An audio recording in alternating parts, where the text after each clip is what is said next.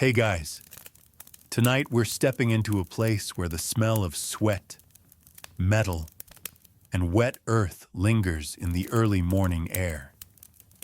You're about to enter a medieval battlefield, but not the one from movies with slow-motion sword swings and dramatic music. No, this is the real thing. And let me warn you right now, you probably wouldn't survive 5 minutes there. Between the mud, the aching armor, and the very questionable food, it's a miracle anyone made it out at all. Before we begin tonight's journey through history, I have a small favor to ask. If you're enjoying this peaceful corner of the past, please consider giving the video a like or subscribing to the channel so you won't miss any of our upcoming nighttime adventures. It truly helps this little channel grow, and it means so much to me. If you're still awake enough to type a few words, I'd love to know where in the world you're listening from, and what time it is where you are. I find it so heartwarming to see history gently unfolding across time zones, quietly shared together. I sincerely hope this historical story is gentle enough to ease you into sleep. But there's always a small risk. It might be too interesting. And if you do happen to stay awake through the whole thing, at least you'll walk away with a bit of new knowledge. And if that's what keeps you up tonight, well, I'd say that's worth it. Now, dim the lights. Maybe turn on a fan for that soft background hum, and let's ease into tonight's journey together. You wake before the sun. The sky is still navy blue, the kind of blue that almost hums if you stare at it long enough. The grass beneath you is cold and wet, soaking through the rough blanket that never fully kept you warm during the night. There's a hush in the air, a strange silence, like the world is holding its breath. Around you, campfires sputter and hiss. The embers glow faint orange, barely bright enough to see the outlines of the men nearby. Some are already awake, crouched over pots of something thick and grayish, ladling it into wooden bowls. Others sit, hunched and bleary-eyed, staring into nothing. One man is softly singing to himself, something about a rose and a sword. No one tells him to stop. It's oddly comforting. You sit up slowly. Your back aches. Your shoulders feel like they've been carrying buckets of stones for days. And in a way, they have. The padded jack you wear under your armor is still damp with yesterday's sweat. Your fingers are numb as you fumble for your boots, crusted in dried mud and something you'd rather not think too much about. A rooster crows in the distance. You're not sure why that's funny, but it is. In the middle of all this noise and tension and clanking metal, some bird still thinks it's just another morning on the farm. You glance at the sky again. A pale pink streak begins to bleed along the horizon, like someone brushed watercolor across the clouds. It's beautiful. You wish it didn't mean what it means. A grizzled man limps past you, slapping a dented helmet under his arm. "Up," he mutters. "Today's the day." He doesn't say what day it is. He doesn't have to. You rise, brushing your hands on your trousers, and make your way toward the gear pile. Your armor sits there like a pile of angry metal waiting to bite you. You eye the straps and the buckles and the heavy iron like a puzzle you're too tired to solve. Someone helps you, eventually. They always do. No one wants to die just because their chest plate was put on backward. A young squire tightens the straps around your arms. He doesn't make eye contact. His hands shake, just a little. You want to tell him it's going to be okay, but you don't know that it will be. So instead, you nod. Nearby, a knight is arguing with a cook about the size of his biscuit. "If I'm dying today, he says. "I'm not doing it on an empty stomach." The cook doesn't laugh. He just hands him a second one, dry and hard as a shield. You get your own breakfast. A meat pie that's more crust than meat and smells faintly of fish, followed by a gulp of ale that makes your head spin. Someone passes you a piece of soft cheese. It tastes like old hay. You chew anyway. A priest walks through the camp now, swinging a censer. The smoke coils through the air like mist. He's murmuring in Latin, something about salvation and mercy. Most of the men just nod. One man tries to kiss the cross and trips over his own sword. Your commander arrives on horseback, looking far too clean for someone who's slept in the mud. He gives a short speech, more bark than poetry.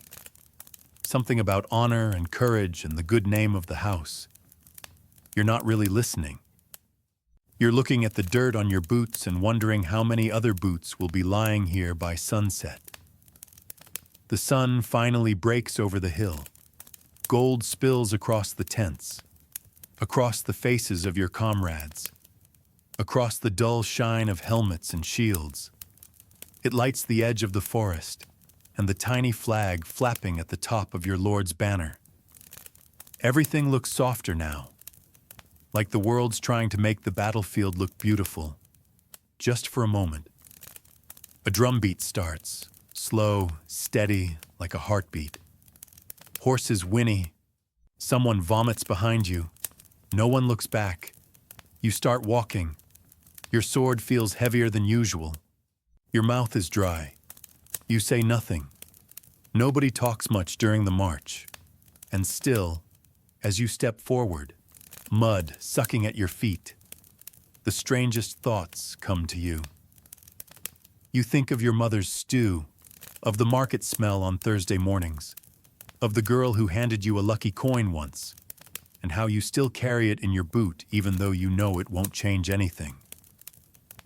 This is the beginning, though no one will call it that. No poet will sing about the march, or the aching hips, or the chafing. But this is the real start, the first breath before the plunge. The long inhale before the world gets loud. And you're right in the middle of it. The march doesn't feel heroic. You're not striding boldly into history. You're trudging. Your legs already burn, and the soft parts of your feet ache from rubbing against your damp boots. With every step, the weight of your armor digs a little deeper into your shoulders. The chainmail shirt underneath presses against your collarbones, like someone trying to crush you slowly. And the worst part is, you haven't even reached the battlefield yet. The road ahead is barely a road. It's more like a path that horses gave up on. Deep ridges where wagon wheels once passed are now filled with stagnant rainwater. And every time you try to skirt around the muck, your foot sinks into something worse. You're not sure what it is. You've stopped asking questions like that.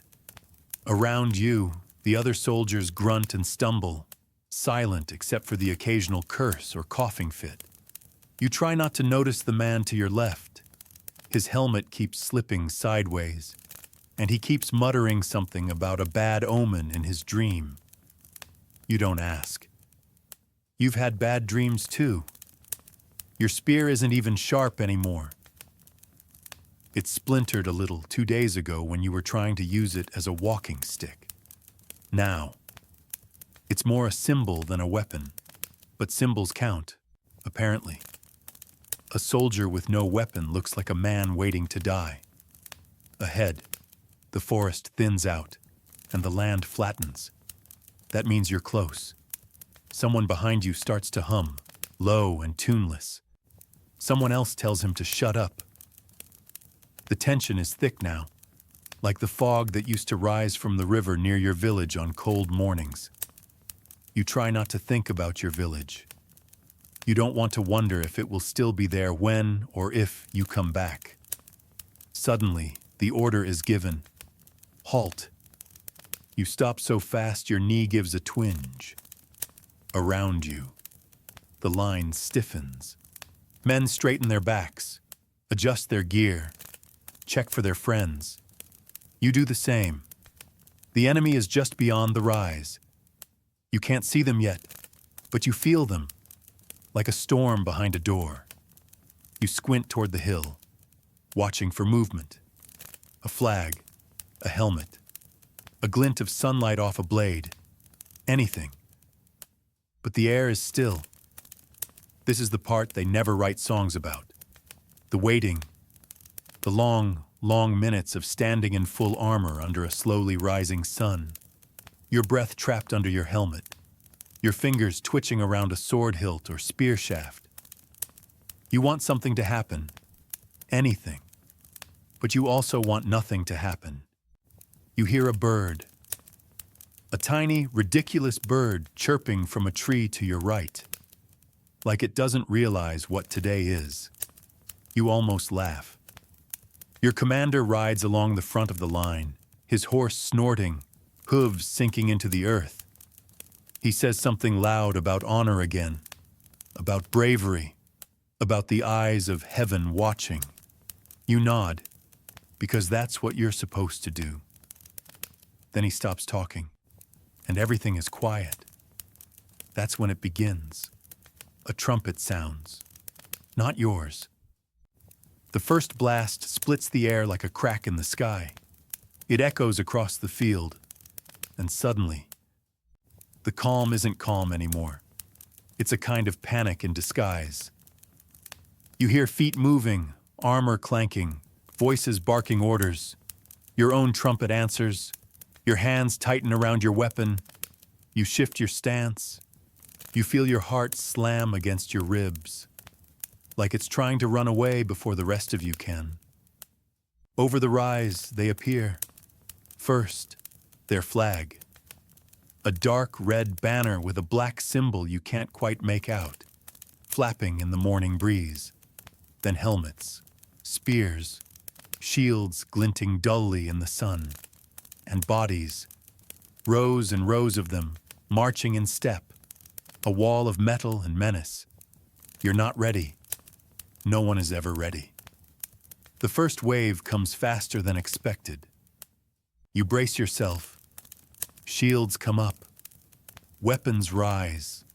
The man next to you says something, maybe a prayer, maybe a curse, and then they're on you. The noise is immediate. It's not one sound, it's 1,000. Steel on steel, metal scraping bone, men yelling, feet pounding, arrows slicing the air. It all mixes into a roar that fills your ears and your chest and your skull. You swing your weapon without thinking. Someone else screams. You don't know who. You try to remember your training. Keep your stance wide. Watch for the shoulders.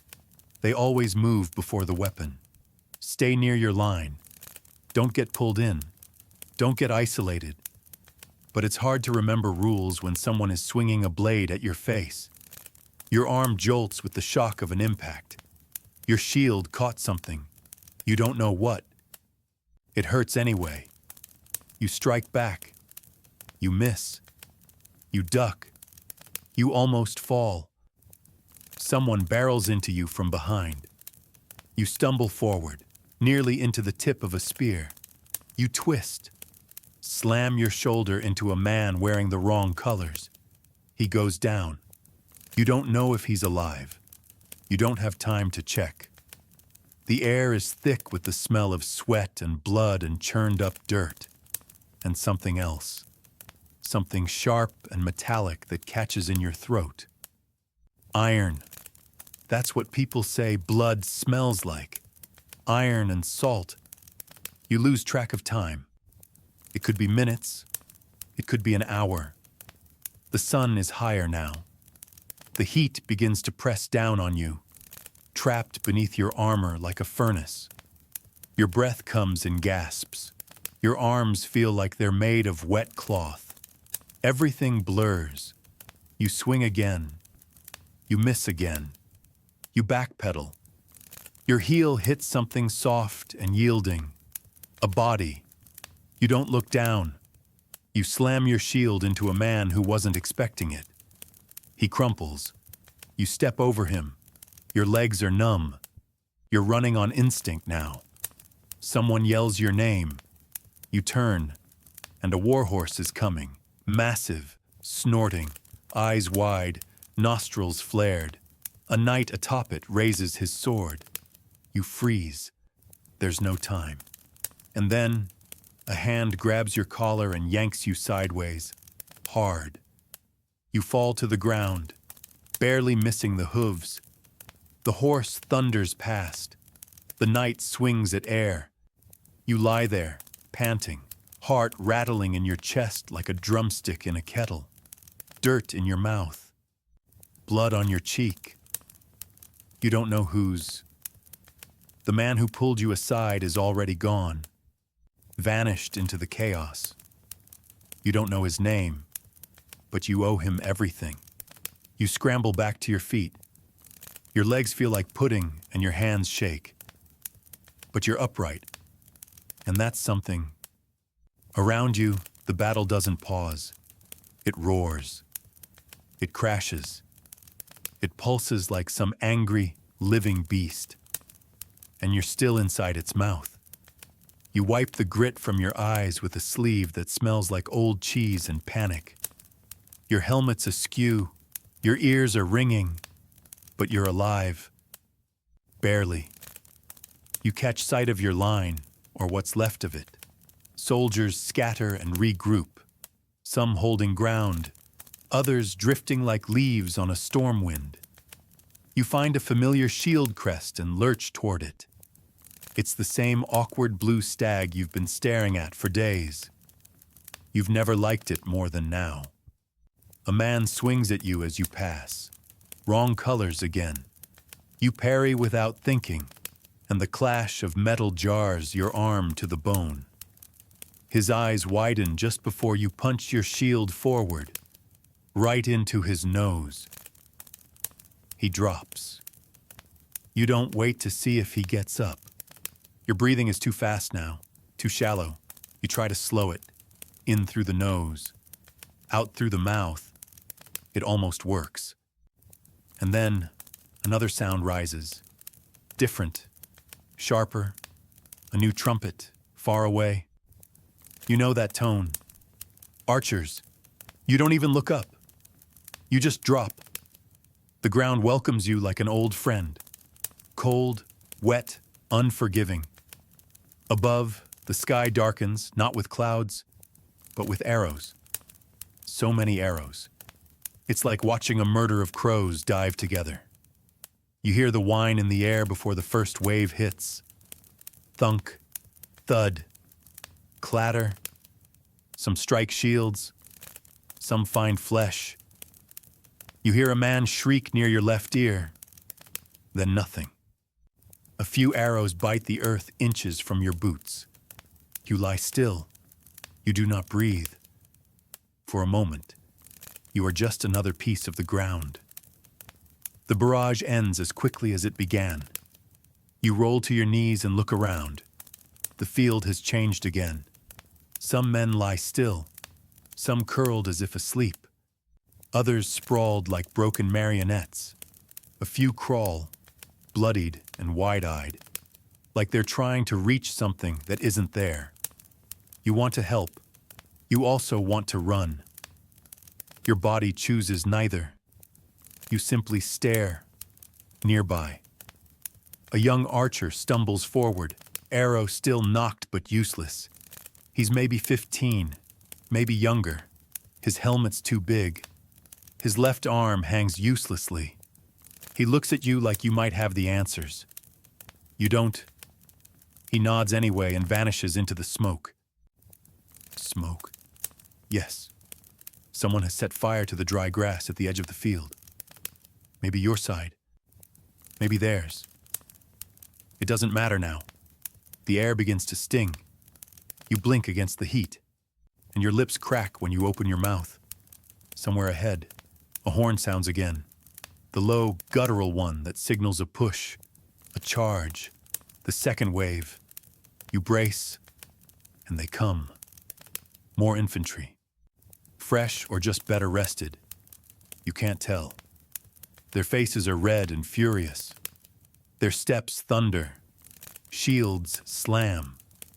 You're up again. Weapon ready. Arm screaming in protest. You're surrounded. Not entirely, but enough. To your right, a tall soldier swings an axe at a man beside you. The man raises his shield too late. The blow lands with a sound you'll never unhear. Something between a crunch and a crack. He folds like a sack of grain. You lash out. Your sword connects. It isn't graceful. It isn't clean. It's a desperate, dragging swing that barely clears the enemy's thigh. He stumbles. You step in.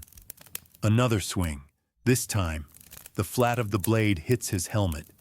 He drops. You've learned something. This isn't about honor or style. It's about not dying. Someone grabs your arm. It's one of your own. His face is pale. His eyes wild. "We push now!" he shouts over the noise. "North End's faltering. If we break them there—" He doesn't finish. An arrow takes him through the throat mid-sentence. You catch him as he falls. His blood is warm and fast and impossible to hold back. His hand grips your wrist for a moment, then releases. You set him down gently, and then you stand. North End. Right. You move without thinking now. Around bodies. Around fallen shields and dropped weapons. You shove past a man holding his gut together with both hands. He looks at you like you're passing him in the street. You reach the north flank, and it's true. They're wavering. The enemy here looks tired, hesitant. Too many glances over shoulders. Too many feet edging backward. You weren't trained for strategy, but even you can see the cracks. You shout. You raise your blade. You charge. And for a few seconds, others follow. There's something electric in the air now. Some small, desperate hope that maybe, just maybe, this part of the field could turn in your favor. You smash into a shield wall with everything you have. The jolt knocks the breath out of you, but the line stumbles. Someone to your left drives forward. Someone else brings a pike down over the top. A scream follows. The enemy starts to fall back. You press harder. There's no elegance now, just noise, sweat, and fists. A knee here, a headbutt there. You feel your boot slip on something wet, but don't stop. And then, like a strange reverse tide, they scatter. The north end breaks, just like that. You stand still, chest heaving, surrounded by the stunned faces of your comrades. Someone lets out a laugh, sharp and surprised, like he's forgotten how. Another raises a sword and roars. But you don't cheer, because you know what comes next. Now you'll regroup. Now you'll press the advantage. Now the real bloodbath begins.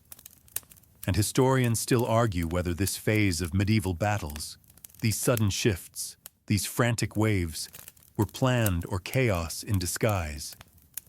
You suspect it's both. You stagger back from the front line, just for a breath. You take off your helmet. Your face feels raw, like your skin has forgotten what air is.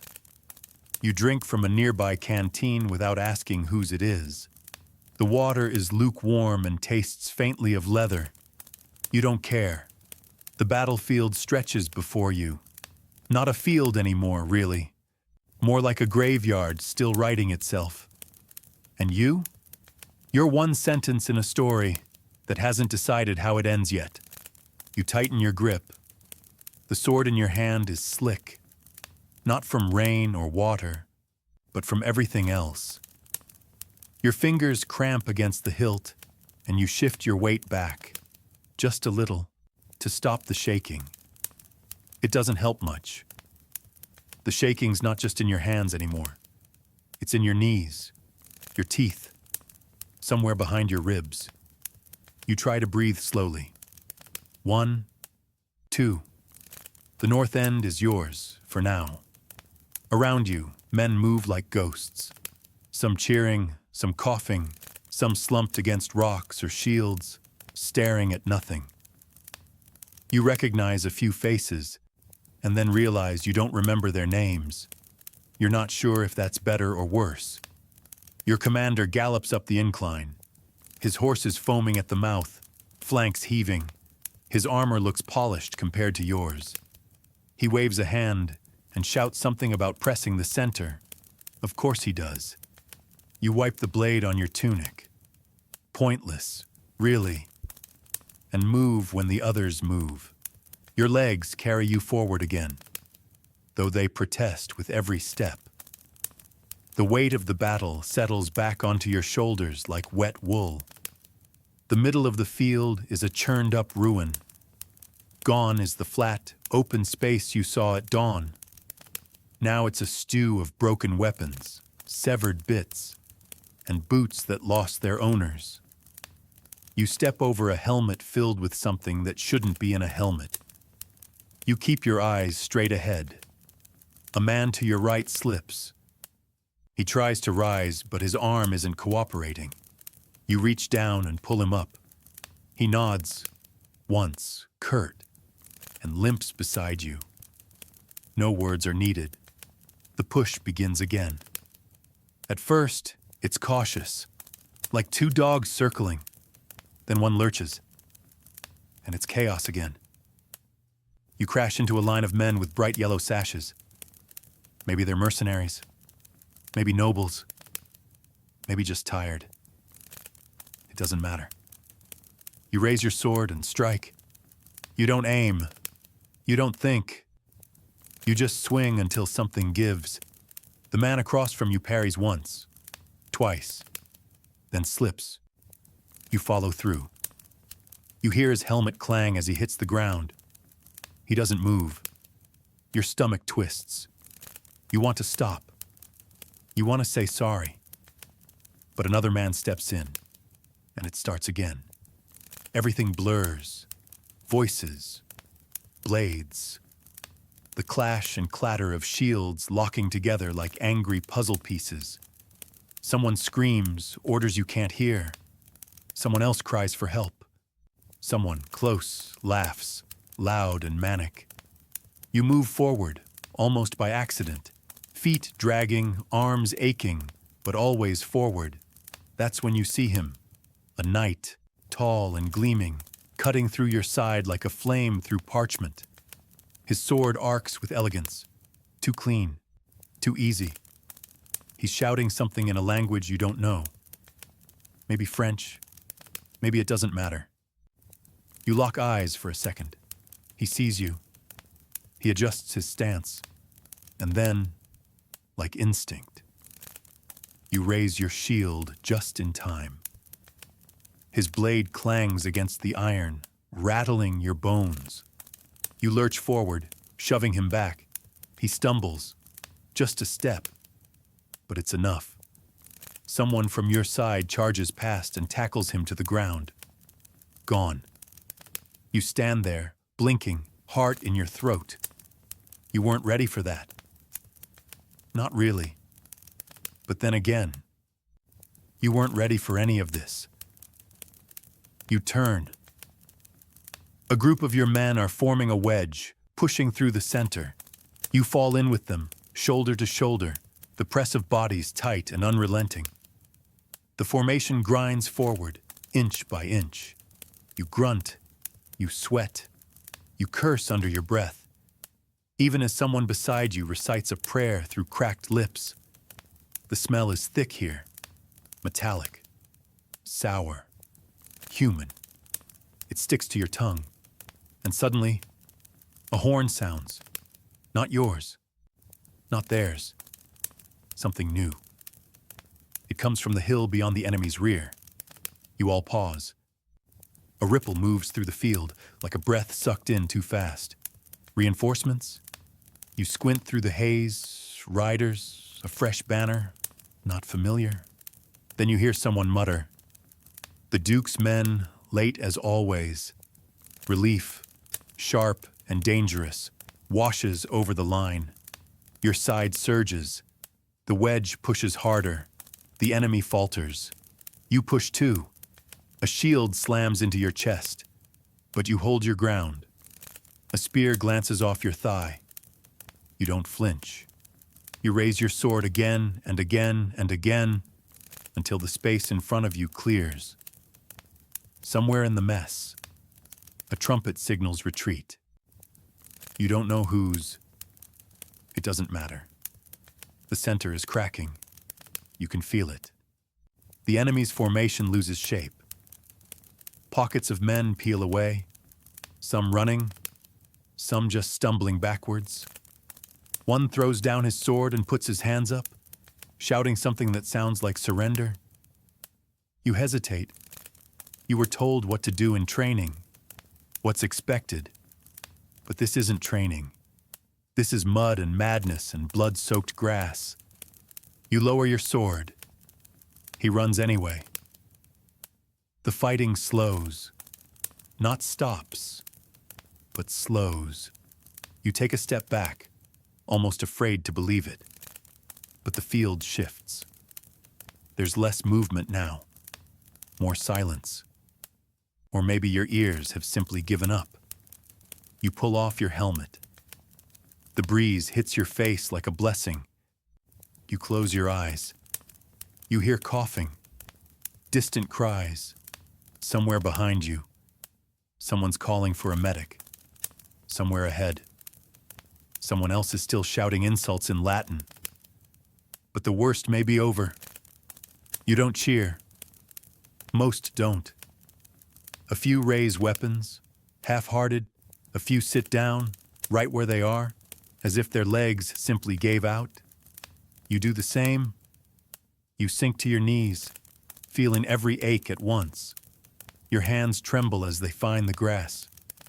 You breathe deep. It smells like wet iron and trampled herbs. A strange mix. Someone sits beside you, says nothing, just sits. That's enough. You both stare out at the field, and even though it's quieter now, your ears ring. And even though the fighting's faded, your heart won't settle. And even though the battle may be ending, you're not sure what comes next. You don't move for a while. You just sit there, knees pressed into the muddy ground, sword laid across your thighs like a tired dog. The warmth of battle is fading fast, replaced by a deep, hollow ache, not just in your muscles, but somewhere quieter, somewhere deeper. The man beside you coughs into his hands, wipes them on his tunic, and says, "Still breathing." You nod without looking. That seems like the only reasonable thing to say right now. Across the field, others are stirring, slowly, carefully, like sleepwalkers. Some are helping the wounded. Others are searching bodies, heads low, avoiding eye contact with the fallen. One man sits cross-legged, gently cradling a broken sword as if it's a wounded pet. You rise again, not because you want to, but because you have to.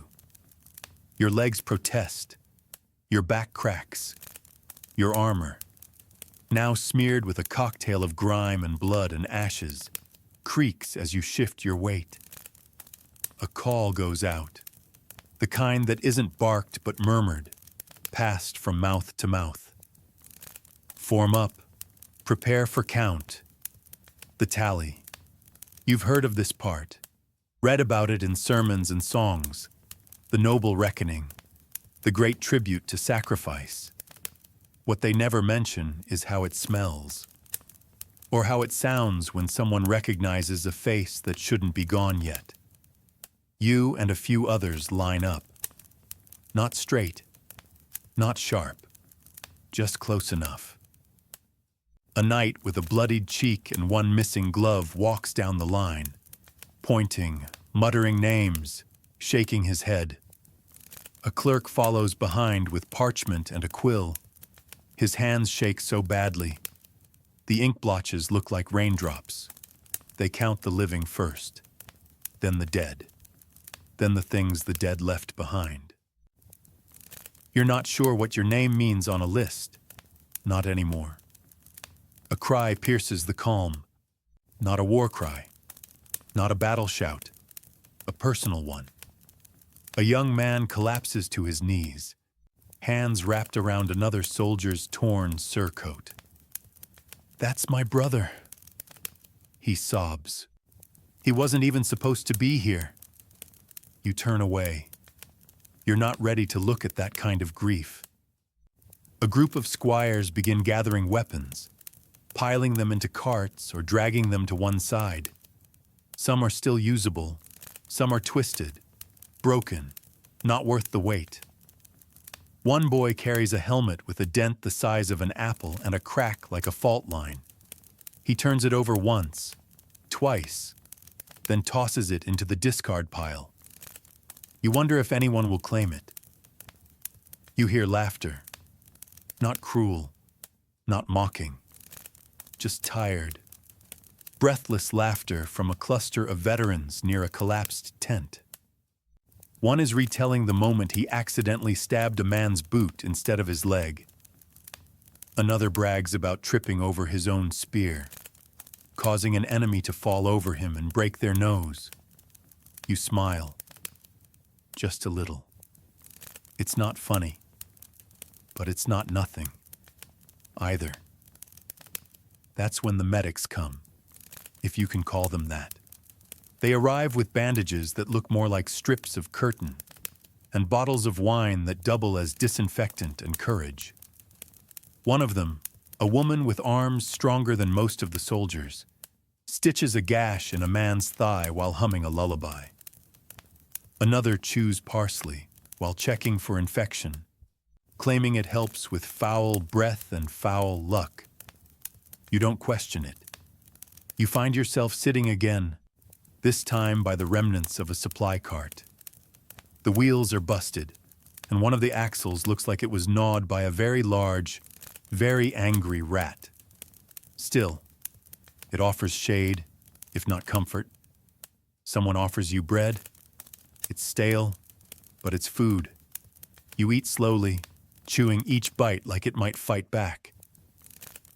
You're halfway through when a shadow falls over you. You look up. It's your commander. He looks older than this morning, much older. The lines around his eyes are deeper now, and his hair, already graying, seems to have surrendered a few more shades. "Good work today," he says. You don't reply, not out of rudeness. You just don't know what that means. He doesn't press. He just nods and walks on. Nearby, someone's singing, a soft, half-remembered tune, probably a ballad, though the words don't quite land. Still, it drifts across the field like smoke, curling into the ears of those close enough to hear. It sounds like something your mother used to hum while cooking. You close your eyes, and for a moment, just a heartbeat, it feels like you're home again. Then a voice breaks the spell. Nightfall soon. You open your eyes.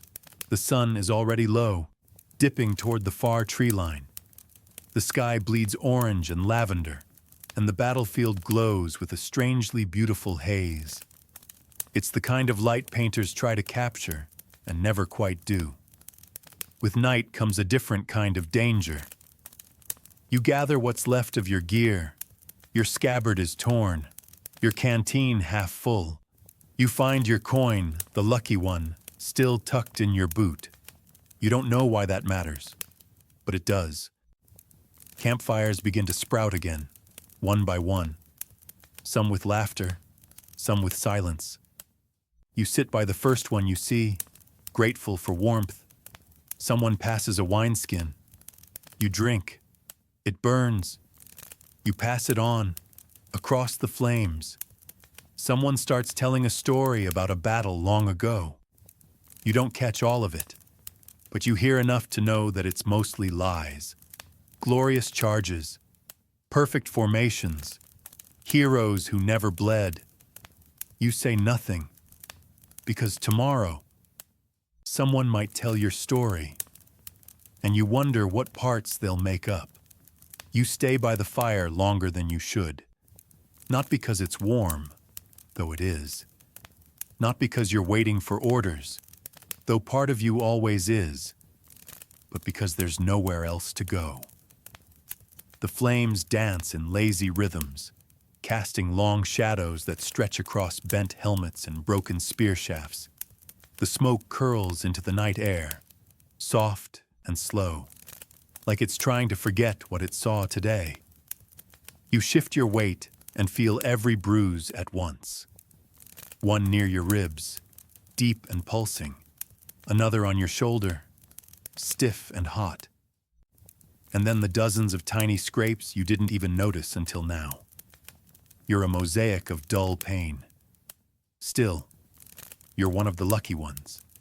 A man across from you tends to his foot. He's taken off his boot, and the sock underneath is soaked through. The skin is blistered, swollen, and very likely infected. He doesn't seem to care. He's humming the same tune someone sang earlier, the one that drifted like mist. To your left, a younger soldier is polishing a sword that doesn't belong to him. It's too fine, too clean, likely taken from the battlefield after its owner stopped needing it. He runs a cloth over the blade with a tenderness that doesn't match the day's brutality. You wonder if it makes him feel braver, or just less afraid. Behind you, two men argue about meat, not in the hungry way, in the stupid, bone-tired way that comes after too much horror and too little rest. I'm telling you, one says, if you cook pigeon too long, it tastes like boot leather. I've eaten boot leather, the other replies. It tastes better than pigeon. They both laugh, wheezing, ugly laughter. But it's laughter all the same. You smile without meaning to. That's when someone mentions the word again, quietly, cautiously, like it's still forbidden. Loot. You glance sideways. It's not a secret. It never is. Everyone knows what happens after a battle ends.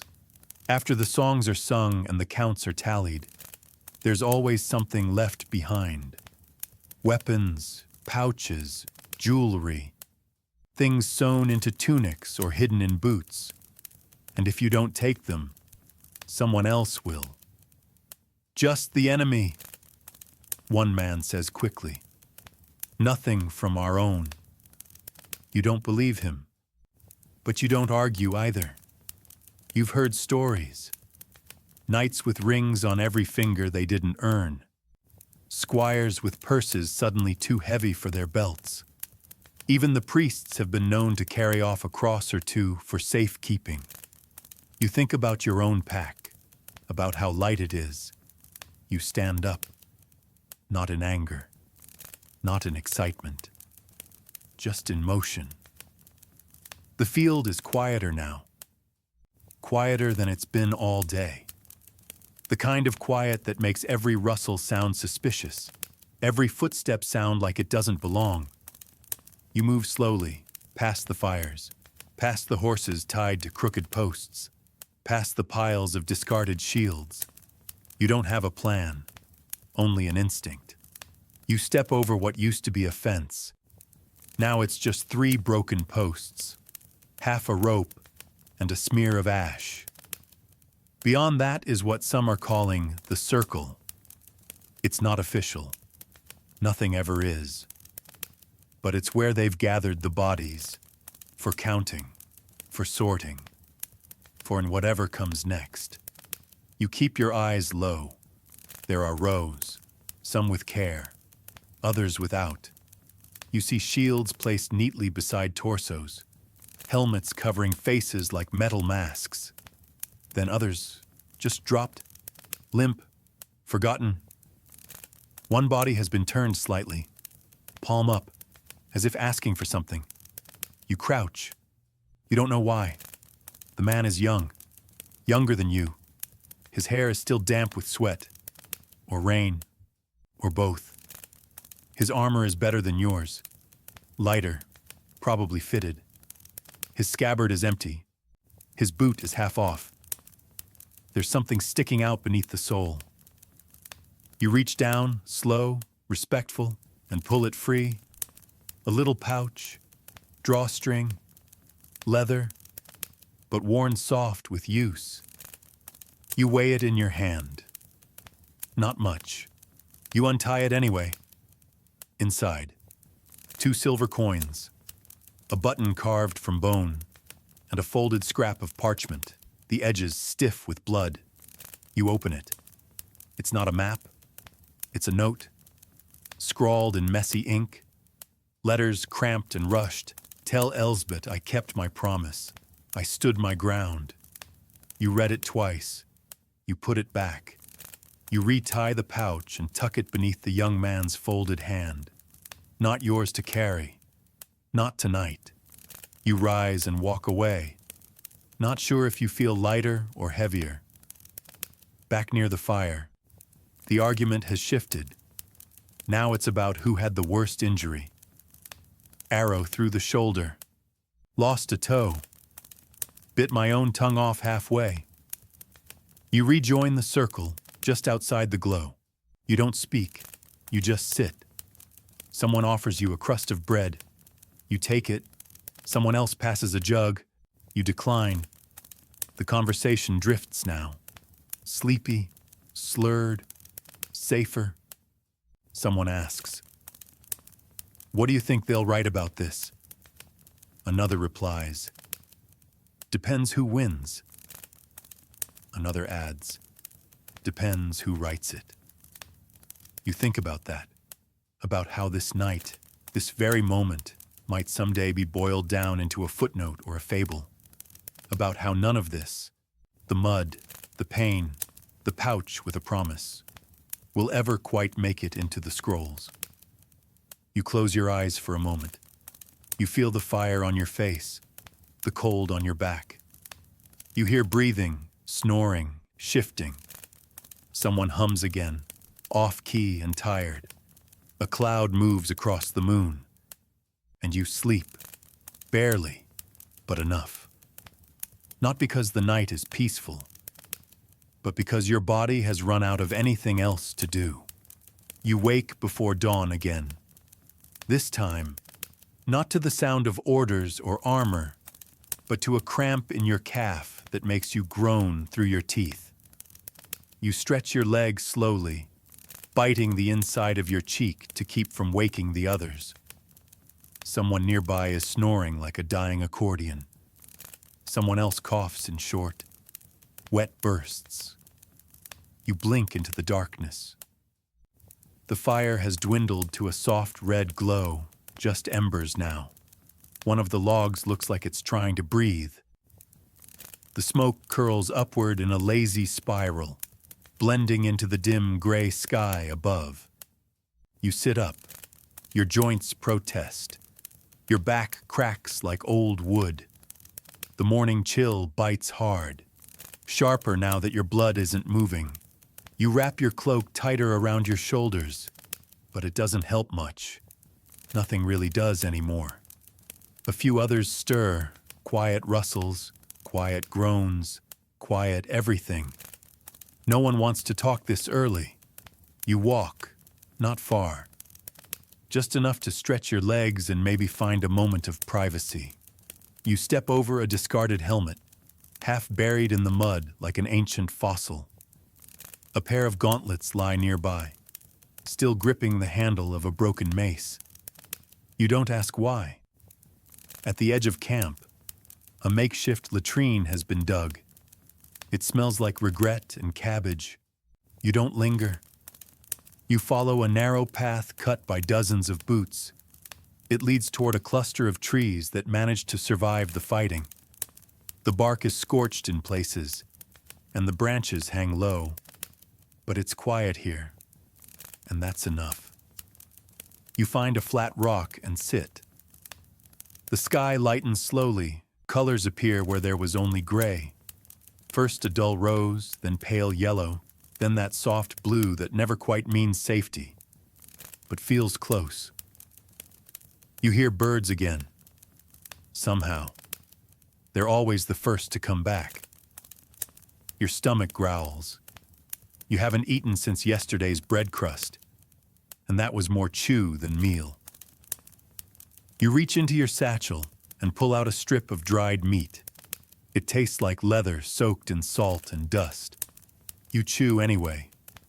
A rustle behind you. You turn, instinctively tightening your grip on the meat like it's a weapon. It's just a boy. A squire, maybe 14. His eyes are red, his nose running. He nods once, silent, and sits on a nearby stump.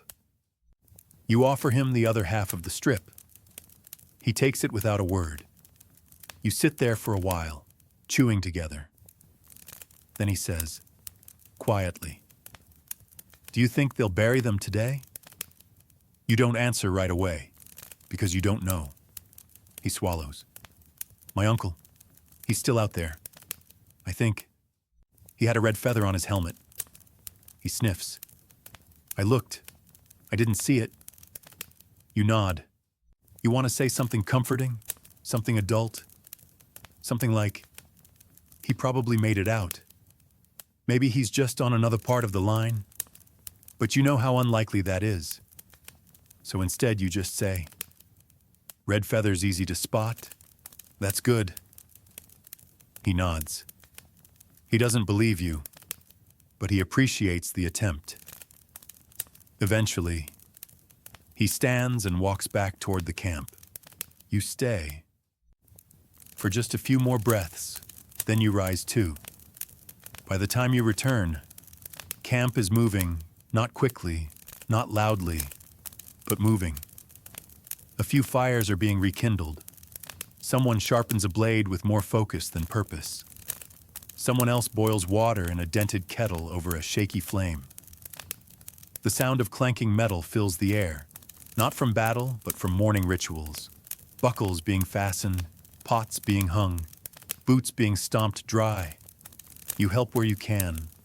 You split kindling, share water, stitch a torn sleeve with twine that frays at every pass. You're not a healer. You're not a cook. But you can be a pair of hands. That counts for something. Then come the orders. They travel through the camp like a tide. Prepare for movement. Inspection first. Then retrieval. Then burial. Burial. The word lands like a stone in your stomach. No one questions it. No one celebrates it either. It's just the next task. You return to the field. The morning sun is brighter now, though it doesn't bring much warmth. You squint against the glare as you walk the same ground you bled on yesterday. The same hill. The same slope. The same awful patch of earth where someone screamed your name before being swallowed by the crowd. The bodies are still there. Not all. Some have been moved. Some have been collected. But many remain. You find yourself near the center again. You recognize a few faces, and a few you wish you didn't. You begin the work. It's not glorious. There are no songs for this. You dig. You lift. You carry. You don't look too long at the eyes, the hands, the way mouths stay half open, like they still want to say something. You move quickly, but gently, like the way you might handle your mother's fine plates, with care, but distance. You place them in rows. Sometimes, you find something small, a pendant, a letter, a scrap of cloth stitched with initials. You pocket those, not to keep, but to return. If there's anyone left to give them to, by midday, you're covered in dirt and something else, something thicker, heavier, that sticks to your skin no matter how much you wipe. A priest arrives to say words. He tries to speak with gravity, with reverence, but his voice cracks. Not from emotion, from exhaustion. Still, he speaks, and that's enough. A few men bow their heads, some weep, most just stare.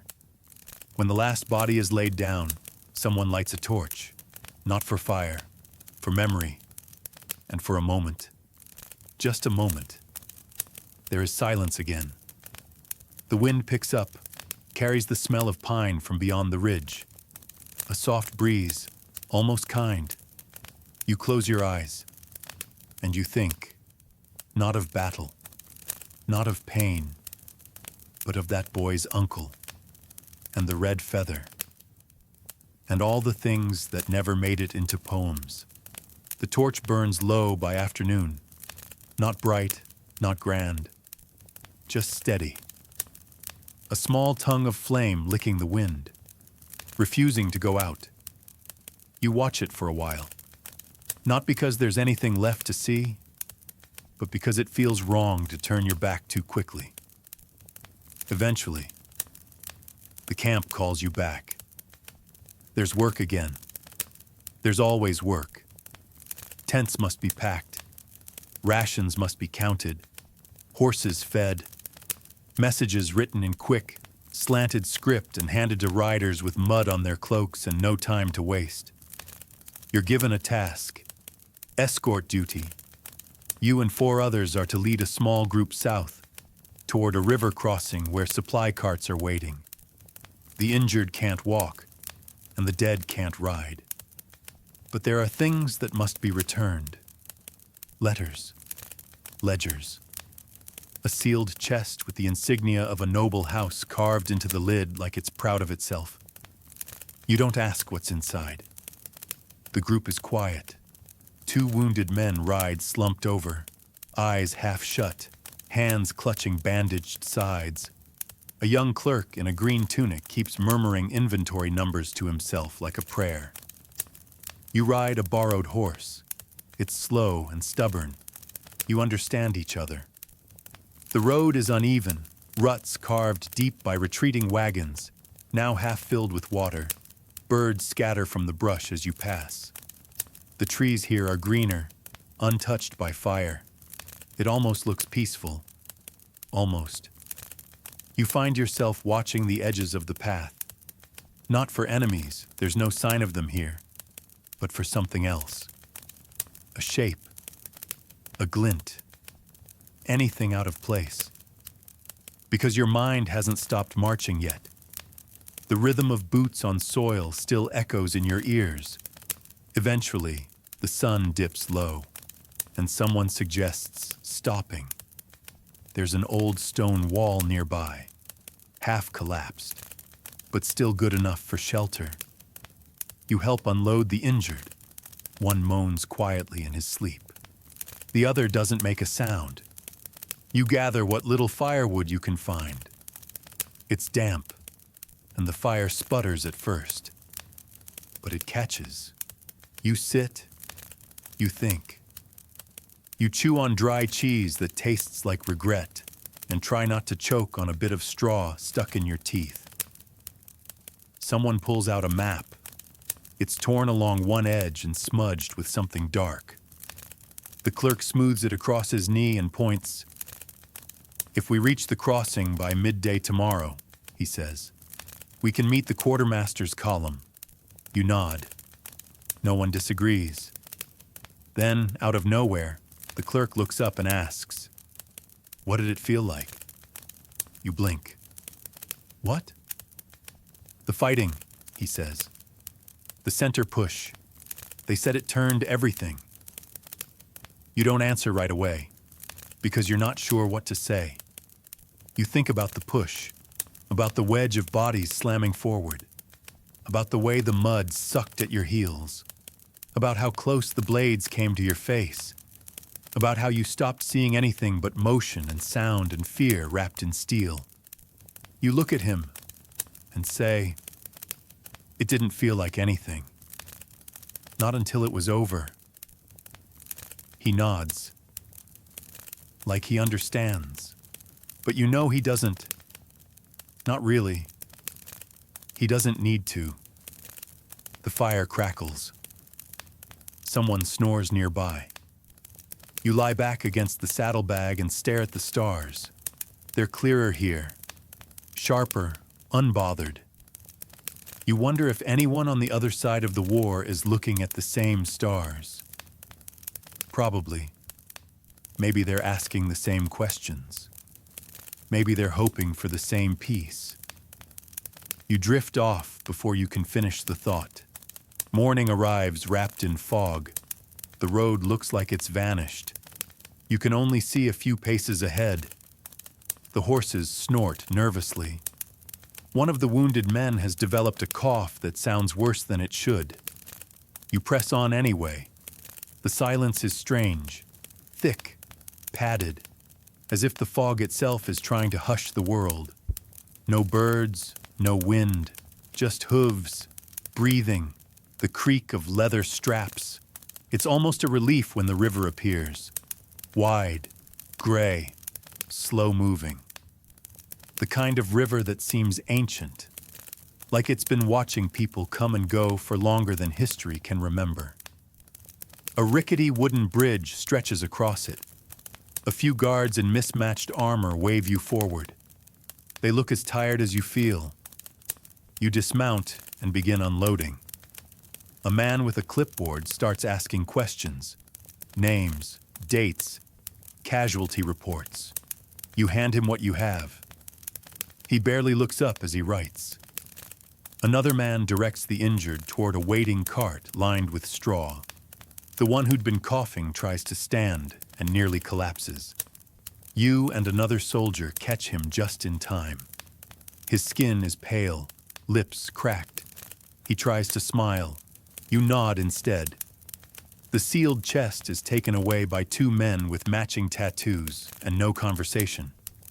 You watch them go. You don't know why it bothers you. The clerk sighs, adjusts his satchel, and tells you, "We'll probably be reassigned by tomorrow." You nod.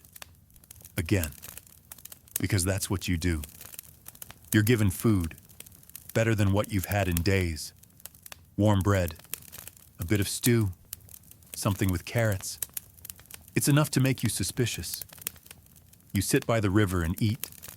You watch the water slide past, smooth and slow.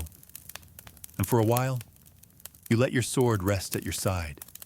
Not gone, not discarded, just resting. You stretch your legs, roll your shoulders, feel the bruises bloom again under your skin. You take a deep breath and let it out slow. It smells like wet wood and distant campfires, and something else. A pause. Like the world has taken one long inhale and hasn't decided whether to scream or whisper. You close your eyes and let it whisper. You don't remember when you last felt clean. Not just your clothes or your hands. Your thoughts. Your breath. Everything feels like it's coated in dust and ash and something heavier. Something that doesn't wash off. Not easily, anyway. But as you sit by the riverbank, legs stretched out, watching the water glide past, there's a faint sense, just a flicker, that the noise has finally softened. For now, around you, others are resting too. Some recline in the grass, faces tilted toward the morning sun, eyes closed as if trying to absorb warmth directly through their eyelids. A few sit with their backs against trees, sharpening blades or tightening armor straps by habit, not need. One man reads a letter over and over, lips moving without sound. You wonder what it says. You wonder who wrote it. A horn sounds in the distance, not urgent, just procedural. A shift in orders, probably. a signal that the quartermaster's column is moving again. You take another bite of bread, now dry and crumbling in your hand, and wash it down with tepid water from a dented flask. It's enough.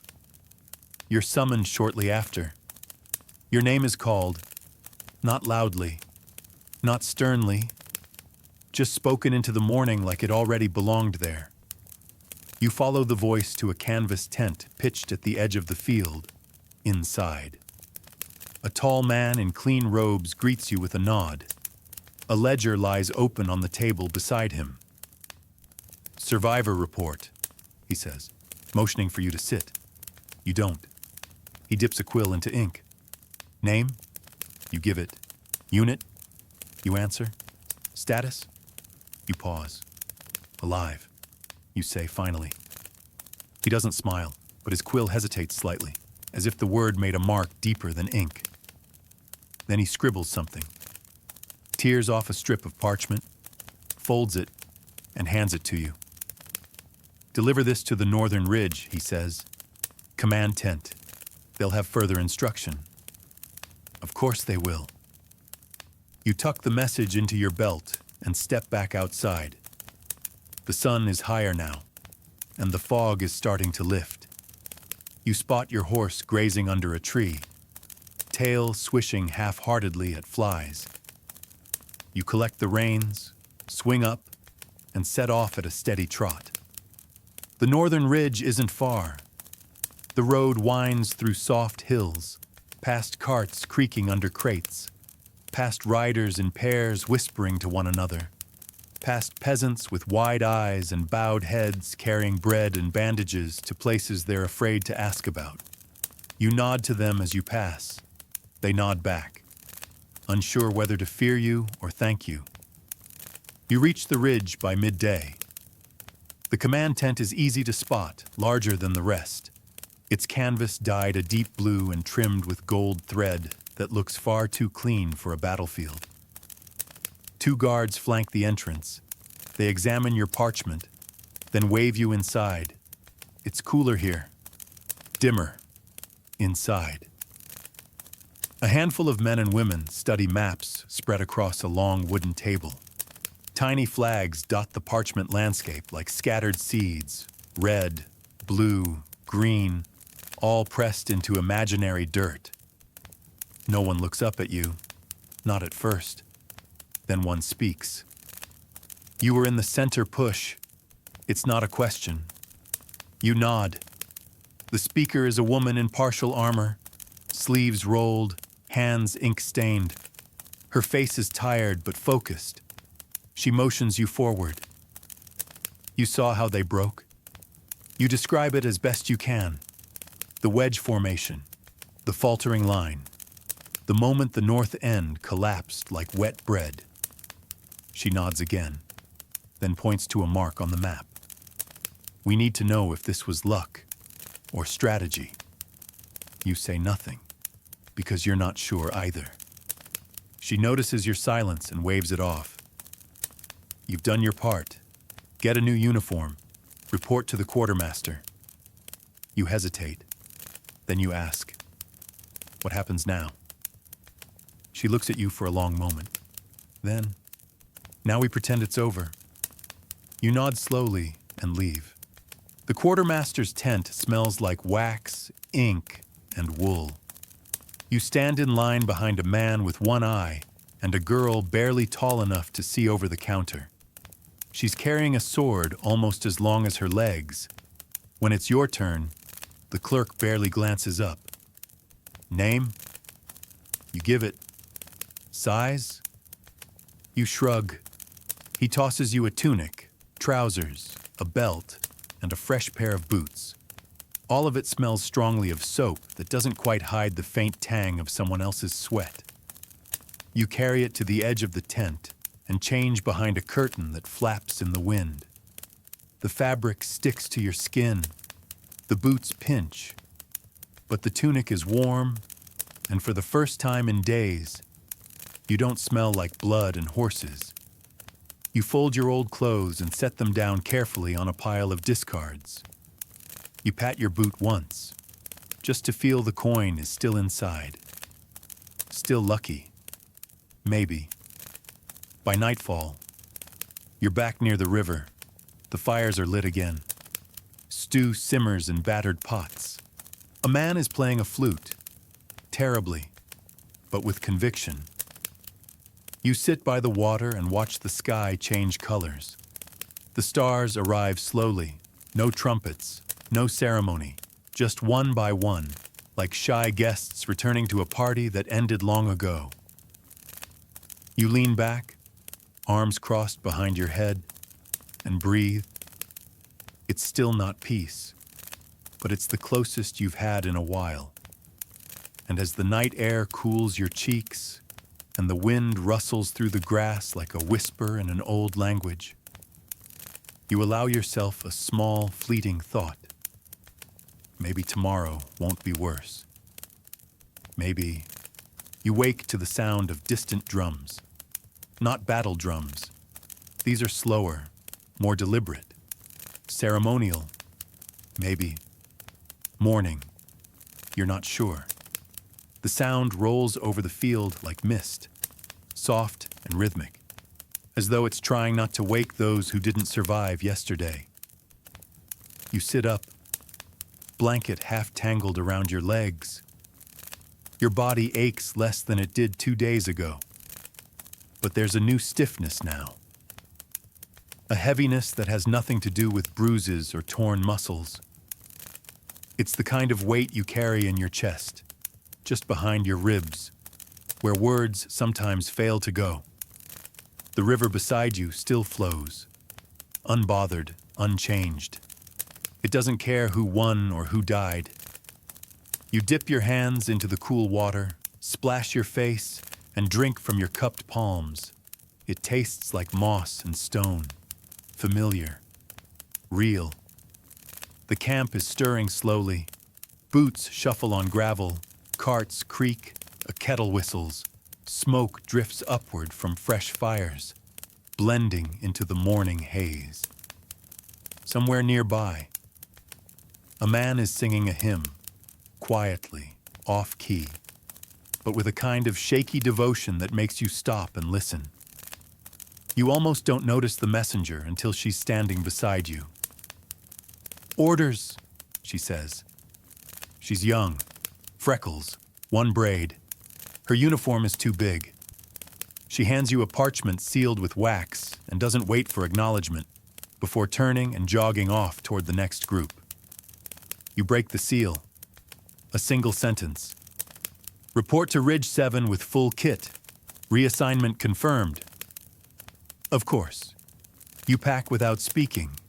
Your gear is already worn again, despite being new just yesterday. The belt is fraying. The boots still pinch. You sling the satchel over your shoulder, check the coin in your boot out of habit, and start walking. Ridge 7 lies northwest, past the charred fields and half-buried trenches that haven't been touched since the early days of the campaign. The road there curves like a lazy snake, winding through gnarled trees and patches of knee-high grass. You pass other soldiers heading in the opposite direction, eyes down, shoulders slumped. Some nod as they pass. Some don't even look up. You reach the ridge before noon. It's not much to look at. A few tents, a signal post, a cook fire smoking with something that smells like old turnips. A small group is gathered near the edge, watching the horizon. You check in with a gray-haired man wearing 3 swords like it's a fashion statement. He glances at your orders and grunts. You're on scavenger detail. You raise an eyebrow. He shrugs. Supply wagons didn't make it through 2 nights ago. Lost in the ravine. Ambushed. Command wants every usable item recovered. Even spoiled grain. Even nails. You nod. Because of course they do. You're given a horse and paired with a man named Toval. He's got a limp and a laugh that sounds like a broken bell. "I hope you like dead carts," he says. adjusting the straps on his pack. They're today's special. The two of you set off within the hour. You travel west, off the main trail, down a ravine path littered with broken wood and bent axle pieces. The slope is steep, the mud slick. You dismount and lead your horse by the reins. Toval hums as he walks, some old folk tune about a river maiden and a drunk goat. You find the wagons around a bend, just where the trees open into a clearing. 3 of them, tipped sideways or snapped completely in two. One lies half buried in the earth, its wheels still spinning lazily in the breeze like it hasn't gotten the message yet. You approach cautiously. There's no one here, no one alive, anyway. The smell hits first. Fermented grain, wet cloth, blood turned sour under the sun. Crows scatter from the wreckage as you step closer. You see torn sacks, shattered crates, arrow-pocked barrels, and bodies. You say nothing. Neither does Toval. You set to work. He climbs into one of the less damaged carts and starts sorting through bundles, muttering about salvageable rope and rust-proof nails. You begin gathering the grain that hasn't molded yet, scooping it into canvas sacks and tying them shut.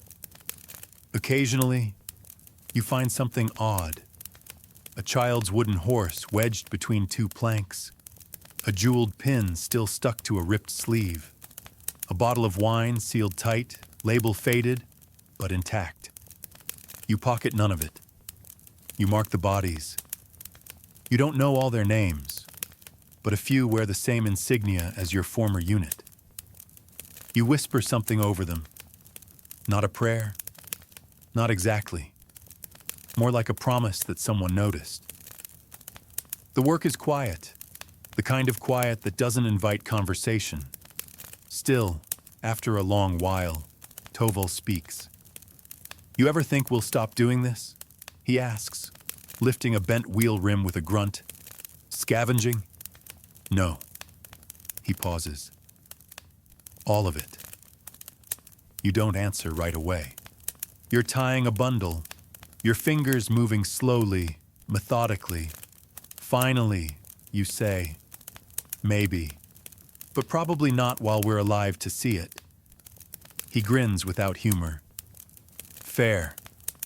You finish by late afternoon. You pile what you can onto the horses, mark the rest for later retrieval, and begin the slow climb back.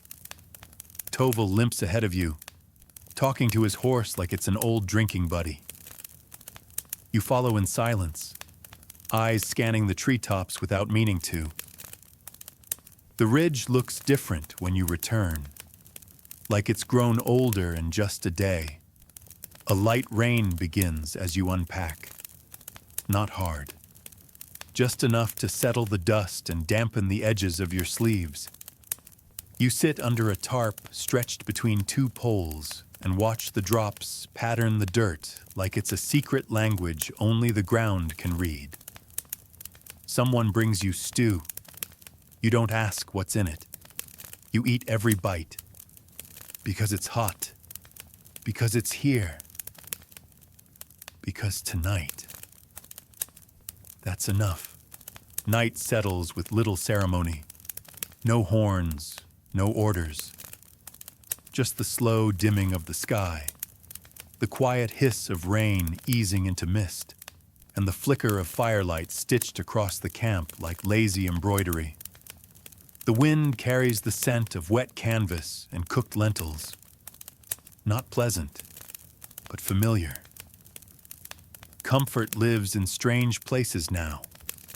You sit cross-legged near the edge of the tarp, boots drying beside you, arms wrapped loosely around your knees. Your body's tired, but not the kind that demands sleep. It's the kind that waits, quiet, expectant, like a horse standing still but ready to bolt at any sound. Toval leans against a post across from you, sharpening a knife that doesn't seem dull. His movements are slow, almost bored. The blade glints with each drag across the stone.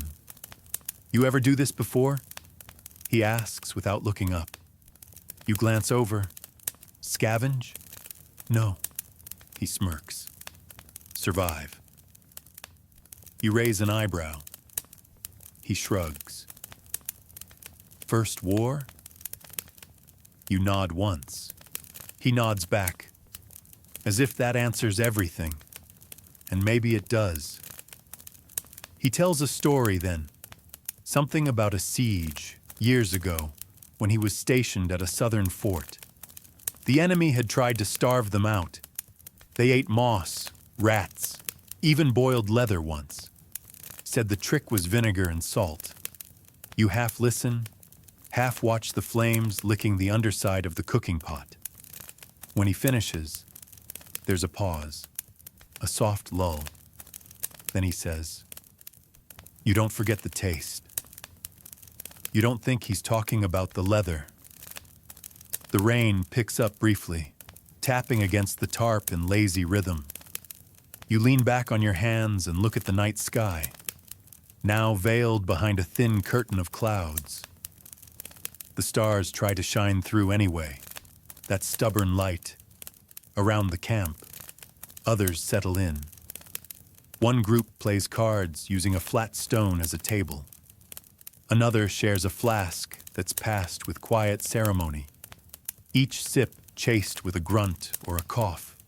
A soldier nearby is writing a letter in the dirt with a stick, then rubbing it out with his palm, only to begin again.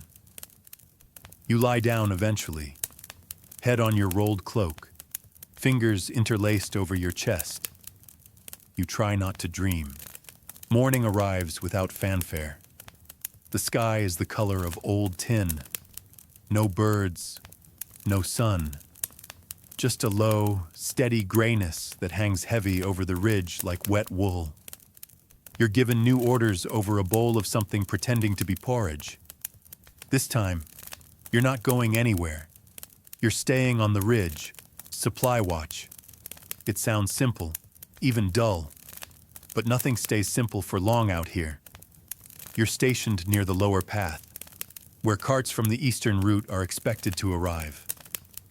Tovel's with you again. He grunts as he lifts a wooden crate into position, muttering about his back and the general disrespect of heavy objects. You both build a checkpoint, 2 barrels, a rope, and a painted sign that reads, "Inventory before entry." It's crooked, slightly smudged, and tied with string that looks like it came from a laundry line. You couldn't care less. It works. The first cart shows up before noon. A lone driver, chewing on a reed, guiding a mule that looks half asleep. You check the goods: salt, dried meat, some bundled herbs, a bundle of arrows missing fletching. You wave him through. The next few are the same: cloth, grain, wine, strictly for the officers. You get through the routine quickly. Lift, check, nod, record. Then a cart comes that doesn't fit. 2 horses, 2 riders, 1 cart but covered. Canvas draped over the entire thing, tied tight at the corners. They stop a little too far from the checkpoint. Tovel stands. So do you. Inventory? You ask. One rider, a younger man with slick hair and too many teeth, replies. Medical. You gesture to the tarp. Uncover it. The man shakes his head. Command orders. Sealed delivery. You glance at Tovel. He's not smiling. Orders go through us, you say calmly. You want to pass. You lift the tarp. The second rider shifts slightly in his saddle. He's older, quiet, watching everything. No time for delays, the young one says. People dying up north. Then uncover it quickly. Tovel replies. There's a pause. Then the older rider sighs and nods once. The younger one hops down, grumbling, and unties the knots. He pulls back the tarp. Inside, bandages, yes, bottles of clear liquid, rolled blankets, and tucked behind them, 3 crates sealed with red wax and iron clamps, no markings, no labels, Toval points. What's in those? Surgeon's tools. The young man lies. You both know it's a lie. Toval steps forward, pulls out a knife, and cracks the edge of one crate open, just enough to peek inside. Coins, silver, dozens, maybe hundreds, stacked neatly like church offerings. You both look up. The younger man's smile is gone. The older rider finally speaks. You don't want to ask questions about this one. You say nothing, because he's right. You retie the tarp. You wave them through. They pass without a word. Toval sits back down and says, "Well, I suppose even medicine needs funding." You don't respond. You record the cart as mixed supplies, and then you move on. Because there's always another cart, another barrel, another choice that won't be sung about later. By late afternoon, the road is dry again, and the wind has picked up. You eat bread that's gone stiff at the edges and drink from the same flask you've been rationing for days. Across the path, Toval starts carving something into the side of a crate. It's a bird, rough and crooked, but still flying. You watch the bird take shape under Toval's blade. It's not pretty. The wings are uneven, the beak too long, and one eye looks more like a dent than a mark. But it's unmistakably a bird. It has motion, direction, something that feels like escape carved right into the wood grain. And somehow, in the quiet that wraps around the checkpoint like fog, that feels like enough. Toval leans back, squinting at it, and says, "Not bad for a bored old man with a dull knife?" You nod. "It looks like it's trying to get away." He chuckles. "Aren't we all?" You don't answer. Instead, you look down the road again. The same road that's brought cart after cart of grain, bandages, tools, and silence. Some deliveries come with conversation, harmless banter, the odd rumor, bad jokes about officers and horses, but others carry more than just crates. They bring glances that linger too long, papers that are signed too quickly, cargo that smells too sharp for medicine. You've stopped asking, because everyone's just trying to get through the day. And the truth, out here, is a luxury no one can afford. Another cart arrives. A merchant this time, face flushed from sun and nerves. He babbles about permits and inventory and how everything is above board. You and Toval check the crates, salted meat mostly, and wave him through. "Smelled worse," Toval mutters. You agree. By evening, the sun dips low enough to paint everything gold. Even the mud looks prettier in that light. The wind whistles through the cracks in the barrels, lifting a few loose leaves and carrying the scent of smoke from a campfire somewhere uphill. You sit on an overturned crate, sharpening your own blade now, not because it needs it, but because your hands want something to do.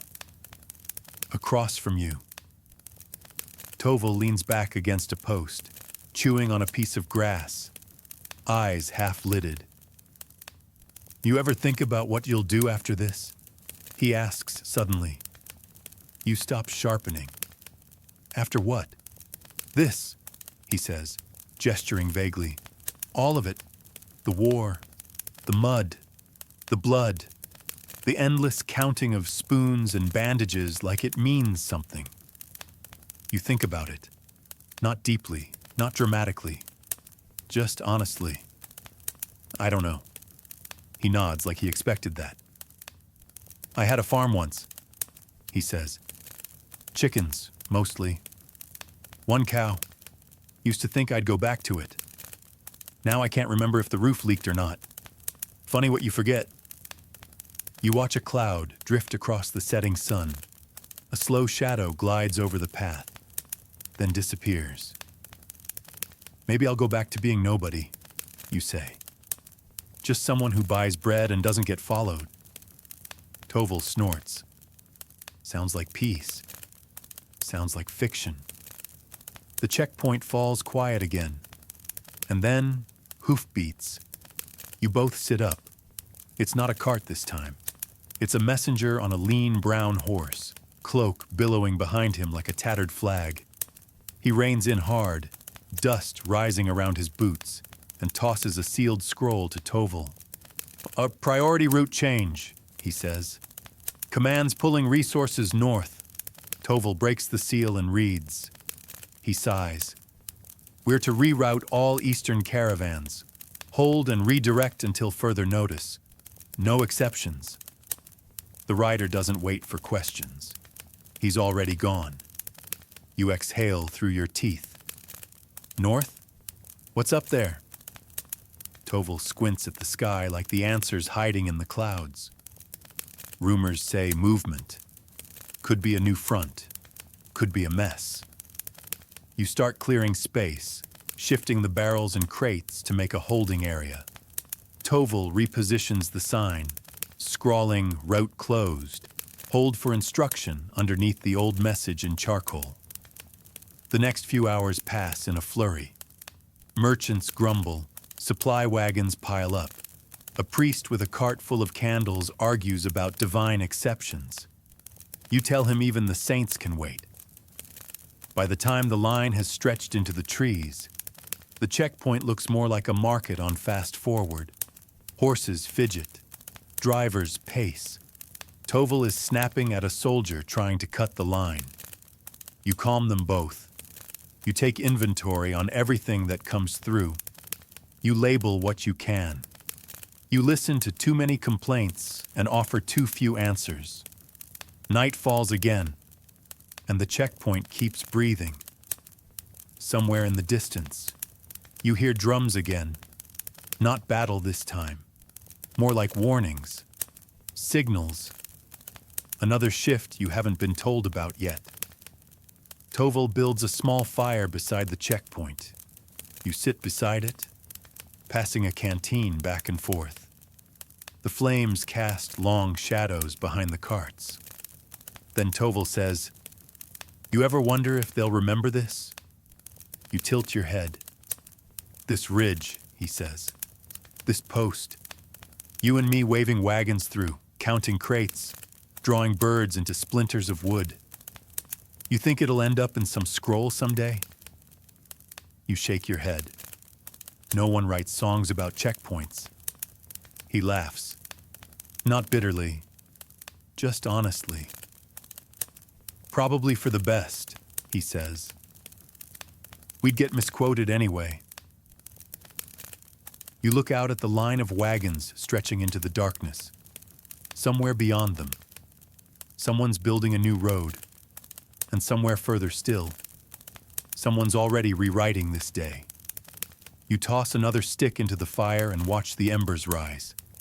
Tomorrow, it starts again. And you'll be here, counting, checking, watching, surviving. Still just a small part of a story no one will ever read all the way through. You wake to shouting, not frantic, not panicked, just loud enough to rattle the last threads of sleep from your head and bring you back to the checkpoint. Toval is already up, tugging his cloak into place and squinting toward the trail. Another cart has arrived, bigger this time. Pulled by 4 horses and escorted by 2 armed riders who don't look interested in conversation. The driver holds a ledger in one hand, waving it impatiently as you approach. "Special delivery," he calls. "Marked high priority, command seal." You glance at Toval, then step forward, palm outstretched. The ledger is slapped into your hand. You open it. It's real. The seal is authentic. pressed red wax bearing the eagle insignia of the Royal Quartermaster's Division. But something's off.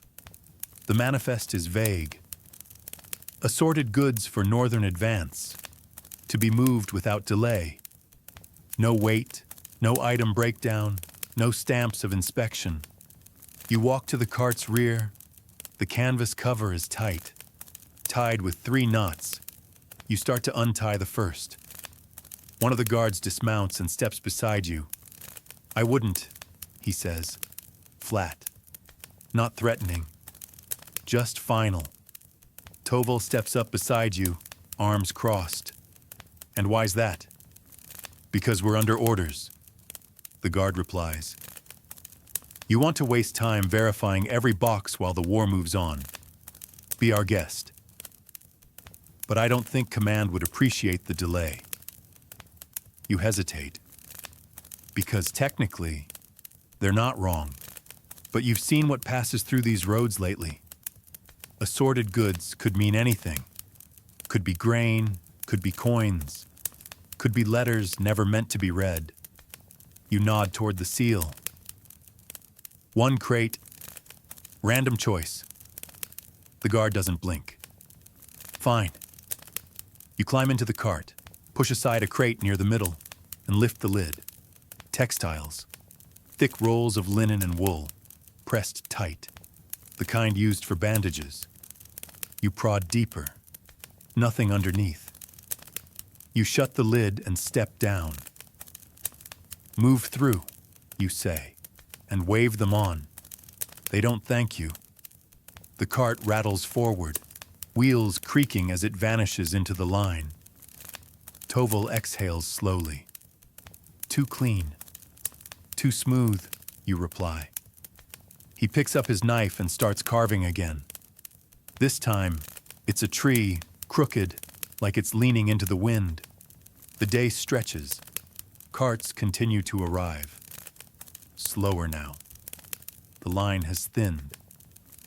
Some drivers camp off the road, waiting for word that the northern pass is clear. Others choose to reroute without permission, their wagons disappearing eastward into the hills. You're not supposed to let them go, but sometimes you do. Not out of sympathy, just practicality. Too many mouths, too few orders. You can't hold the whole war in one rope-tied checkpoint. Midway through the afternoon, a boy arrives on foot. No cart, no gear. Just a satchel and a letter clutched in both hands like it might disappear if he blinks too hard. He looks no older than 15, dust on his boots, scratches on his arms. His tunic is too large, pinned together at the shoulders with bone buttons. You meet him halfway. "Courier?" you ask. He nods. "From Birch Post?" "That's 2 ridges south, over a day's walk." You gesture toward the checkpoint. "Who's it for?" He offers the letter. It's addressed simply, "To whomever watches the line." Toval whistles low. That's never good. You break the seal and read. It's short, barely a paragraph. "Hold all forward movement. Enemy sightings reported near Crest Hollow. Command expects engagement. Expect riders. Prepare to reroute all remaining traffic. Secure all medical crates. Do not open under any circumstances. No signature."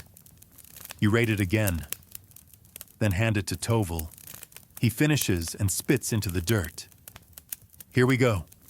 By sunset, the road is empty again. You've halted all carts, posted signs in every language you know how to scrawl. Most of the drivers didn't argue. A few cursed.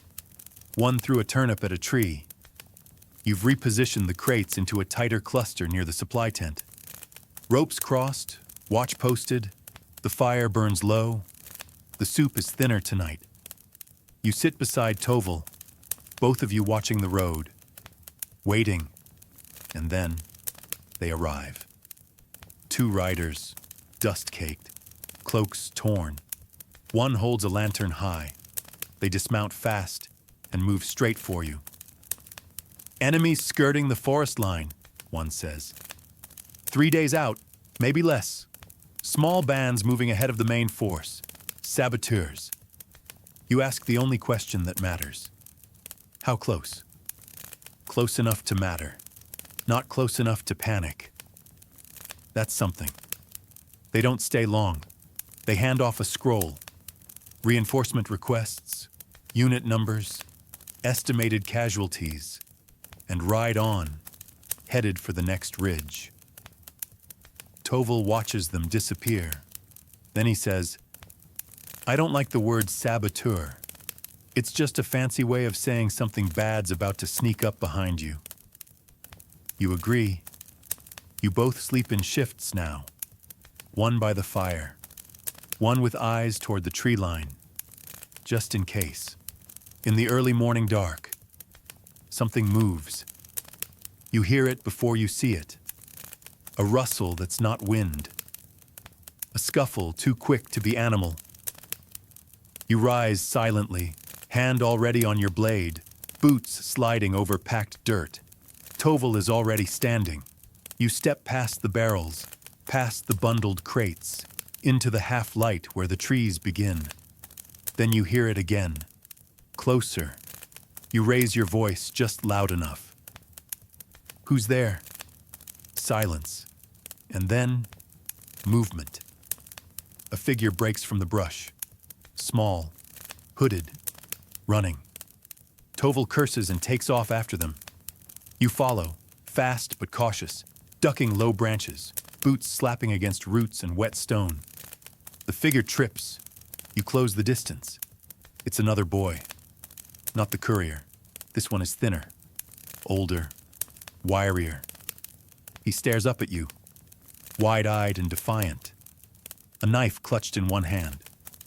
You kick it away. Toval grabs his arms and hauls him upright. What were you doing near the crates? You ask. The boy doesn't answer. You step closer. He's breathing hard, but not from fear, from fury. They're stealing it. He spits. The medicine, the food. My village hasn't seen a shipment in weeks. You blink. He glares at you. You think the enemy's the only one bleeding us? Toval mutters something under his breath. You take a breath. Then another. And then you say, quietly, we're all bleeding. The boy doesn't stop glaring, but he doesn't run either. You keep your grip firm on the boy's arm. He writhes, not enough to break free, but enough to make you know he's still deciding whether to spit at your feet or beg for his life. Toval stands behind him, silent now, one hand still on the hilt of his knife, the other holding the boy's blade. You glance toward the crates, still roped, still untouched.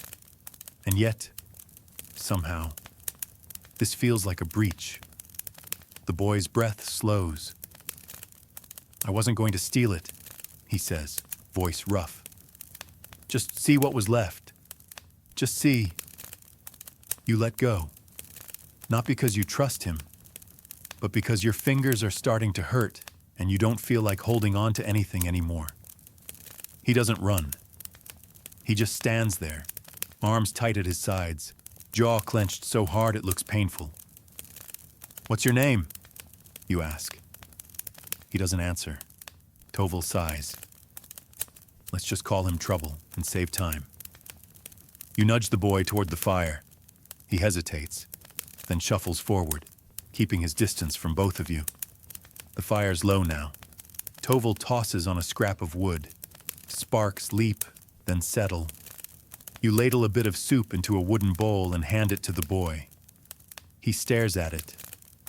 You don't have to be grateful, you mutter. Just eat it. He does. He eats like someone who's forgotten how not to. Fast. Careless. Like the food might vanish if he blinks. He finishes in less than a minute and wipes his mouth with the back of his sleeve. Then he speaks. They came through last week. Soldiers. like you. Took everything. You exchange a look with Toval. My mother begged them, the boy says. Not for much. Just flour. They laughed. Said Command needed it more. Toval doesn't say anything, but you see his shoulders stiffen. They left us with 1 sack of oats and a promise that someone would come back with medicine. He snorts. No one did. He pulls something from inside his tunic, a small pouch of herbs tied with twine. This is what we're using for fever. It doesn't work. You recognize the plants. Bitterleaf, charred fennel, dried orange rind. Folk remedies, not cures. He looks up. So yeah, I was going to take something. Not gold, not weapons, just medicine. The fire pops. You sit back on your heels. You've seen plenty of thieves on the road. Opportunists, deserters, liars who smile too easily. This boy doesn't look like any of them. He looks like someone who got left behind and decided to come looking. You rub your face with both hands and mutter.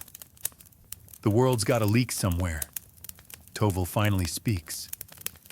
You know, if we let you go with anything official, we're in trouble. I don't want trouble, the boy says. I want my sister to stop coughing blood. The silence after that feels too heavy. You think of the crates, of the sealed ones, of the ones you were told not to open.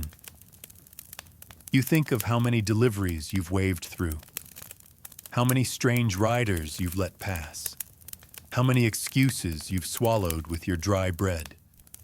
You say, you'll stay here tonight. At dawn, we'll decide.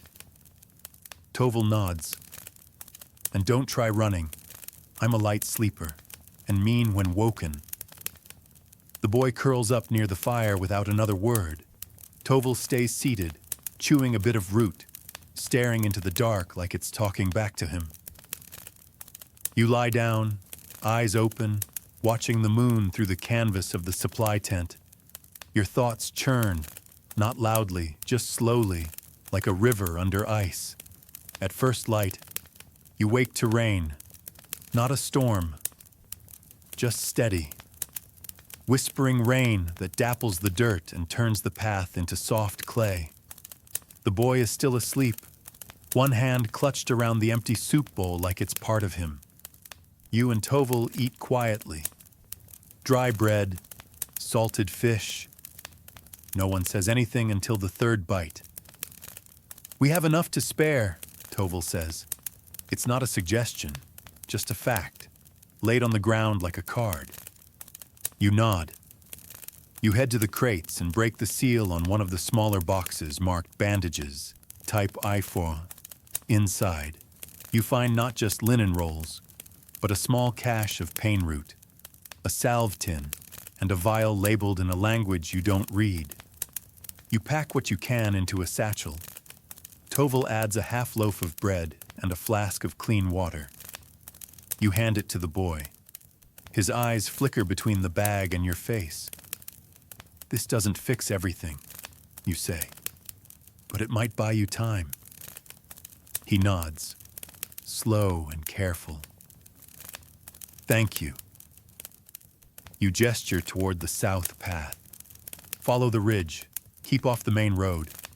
Don't stop unless you're under cover. If anyone asks, you didn't see us. You found a fallen cart. That's all. He starts to speak, then just closes his mouth and nods again. He turns and runs. Not like a thief, not like a deserter, just like someone finally heading in the right direction. Toval watches him go until he's a blur in the trees. Then he mutters, "Hope he makes it." You both know the odds. You both still hope. Later that day, a new order arrives. A rider, mud-covered, soaked. She doesn't dismount, just hands you a scroll and waits. Toval breaks the seal and reads aloud. Checkpoint will be dissolved in 48 hours. Remaining supplies to be handed off to Northern Command. Personnel reassigned accordingly. Burn records. Prepare for inspection. He lowers the scroll. Burn records, he repeats. Always a lovely phrase. You begin sorting the crates. Toval lights a fire near the edge of the post. You hand him the logbook. He tosses it in. It catches slowly, then flares. You watch the pages curl, names and numbers turning to ash. Somewhere in the back of your mind, you think of the boy again. You wonder if his name was ever written down at all. Probably not. Most people aren't. The logbook burns faster than you expect. Flames eat through names, numbers, supply tallies, everything that made the checkpoint real. You stand beside Toval, arms crossed, watching the edges curl and blacken. The ink boils into illegibility. The smoke rises quiet and straight, like even the air is tired of questions. Toval tosses in another bundle of notes, handwritten manifests, requisition slips, one list with your own handwriting on it. He doesn't flinch. I never liked paperwork, he mutters. Makes everything look neat when it isn't. You nod, but say nothing. The post looks smaller already, without the crates, the signs, the line of restless wagons. It's just another patch of earth, a slope, a fire pit. Two men with sore knees and a pile of stories no one's asking to hear. You finish sorting the last of the crates by midday. A new rider from Northern Command arrives just after. She dismounts briskly, says very little, and walks straight to the sealed cargo. She checks the tags, nods once, and calls over a team of pack horses waiting in the trees. The crates are loaded quickly, efficiently. No small talk, no ceremony. She signs a receipt and hands it to Toval. He stares at it for a beat, then pockets it without reading, and just like that, it's done. The crates are gone. The checkpoint is officially empty. You walk the perimeter one last time, boots squelching in the soft earth. The trees sway gently in the afternoon wind, and birds have begun to return to the edges of the trail, as if reclaiming what was always theirs. The rope boundary still hangs from the poles, frayed, sagging, unnecessary.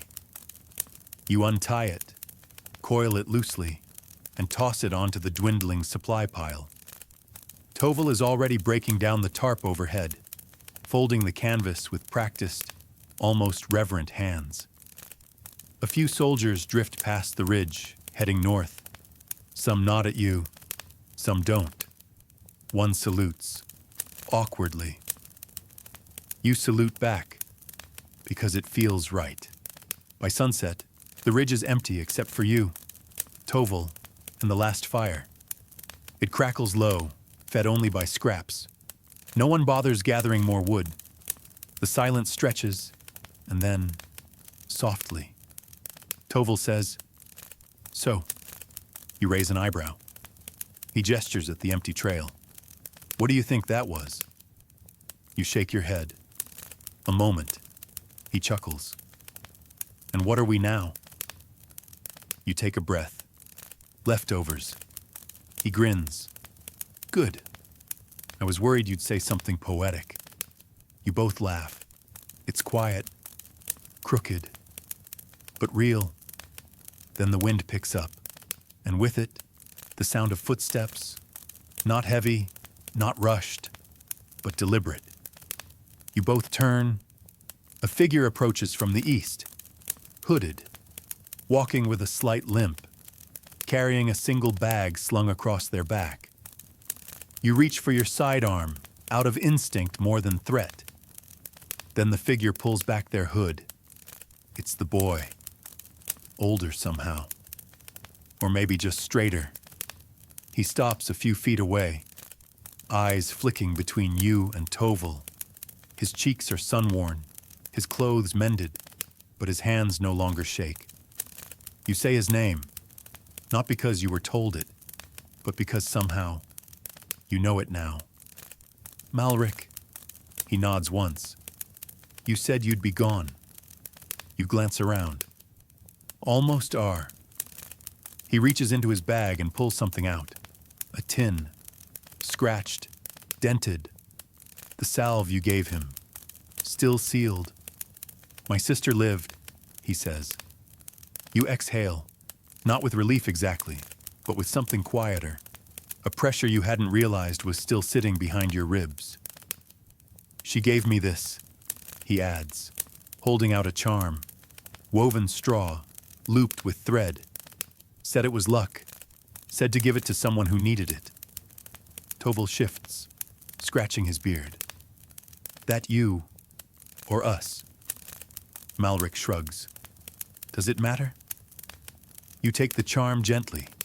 It's warm from his hand. Smells faintly of smoke and herbs. He doesn't stay long, just enough to pass a gift. Say a name, and walk on, northbound. Pack over his shoulder. Eyes forward. You watch him disappear into the trees. Toval sighs. Maybe the world's not entirely cracked after all. You twirl the charm in your fingers, just slightly splintered. He stands and stretches, joints popping in protest. Well, he says, I suppose that's our cue. You both douse the fire, scattering the embers with your boots. The last smoke drifts up like a sigh. The ridge feels empty now in the truest sense, but also, in some strange way, complete. You shoulder your pack. Toval does the same. Neither of you says where you're going, because it doesn't matter. The checkpoint is closed. The path is open. And as you walk down the slope, the earth soft beneath your feet. You carry no orders, no cargo, no titles, only the memory of a crooked bird carved into a crate and the feeling that, just maybe, not all things are forgotten. You leave the ridge behind. No banners, no fanfare, just your boots pressing into soft earth. A sky beginning to stretch blue again after days of quiet gray, and the faint sound of a bird chirping somewhere deep in the brush, as if rehearsing a song it hasn't sung in weeks. You and Toval don't speak for a while. There's nothing to say. Not yet. The road ahead winds gently downhill, flanked by gnarled trees and scattered stones that look older than anything you've ever written your name on. It feels like walking out of a story, or maybe just slipping into the next one. You don't know where the others from the ridge went. Some would have been sent to new posts. Others might have slipped away in the shuffle. One or two probably never left the fire pit at all. But you and Toval are still moving, and that counts for something. Eventually, the path widens. A fork appears, one trail curving north, up toward the thicker woods and the last outposts, the other veering west, toward farmland and river roads. Toval stops. So, he says, not looking at you. You point west. He nods. Figured. You keep walking. By mid-afternoon, the world has changed. No more military wagons. No more inspection signs. Just a distant mill turning slow and steady on a hill. A few goats wandering the roadside, and the smell of damp soil thick with the promise of actual crops. You pass a woman repairing a fence. She barely looks up. A boy waves. A man mends a wheel, humming through clenched teeth. All of them are doing what they've always done. Survive. Only now. Maybe they don't have to look over their shoulder quite as often. Toval gestures toward the fields. You ever try that life? You shake your head. I did, he says. Once, grew beans. Terrible at it. You raise an eyebrow. Turns out, you have to water them. he adds. You smirk. He grins. And just like that, for the first time in what feels like years, you both laugh. Not because something is funny, just because it's safe enough to. You find a village by nightfall, small, quiet, tucked between a pair of hills like it's hiding. Smoke curls from the chimneys. A single bell rings out across the rooftops, soft and slow, like someone forgot to be in a hurry. There's an inn at the edge of the square. The sign swings in the breeze. The willow's edge. The paint is chipped, but the door's open, and that's good enough. Inside, the inn smells like bread and wood smoke. The floor creaks. A fire crackles in the hearth. No one stares. You get a room. Tovel gets one too, even though you both know he'll sleep in a chair with his boots still on.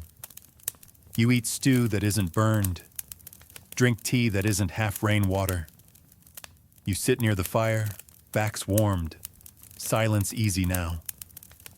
Across the room, a man plays a fiddle, slow, lilting, just a shade out of tune. It doesn't matter. Tovel leans close. I think we made it.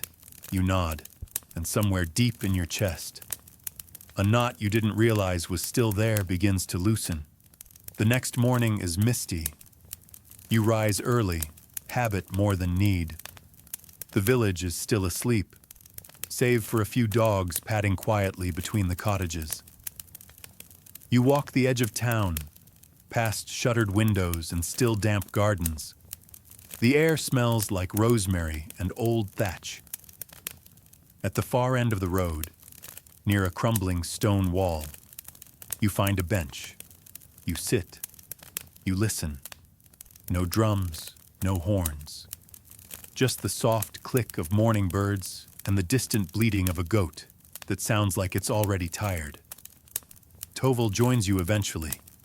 He carries a pastry in one hand and a mug of something warm in the other.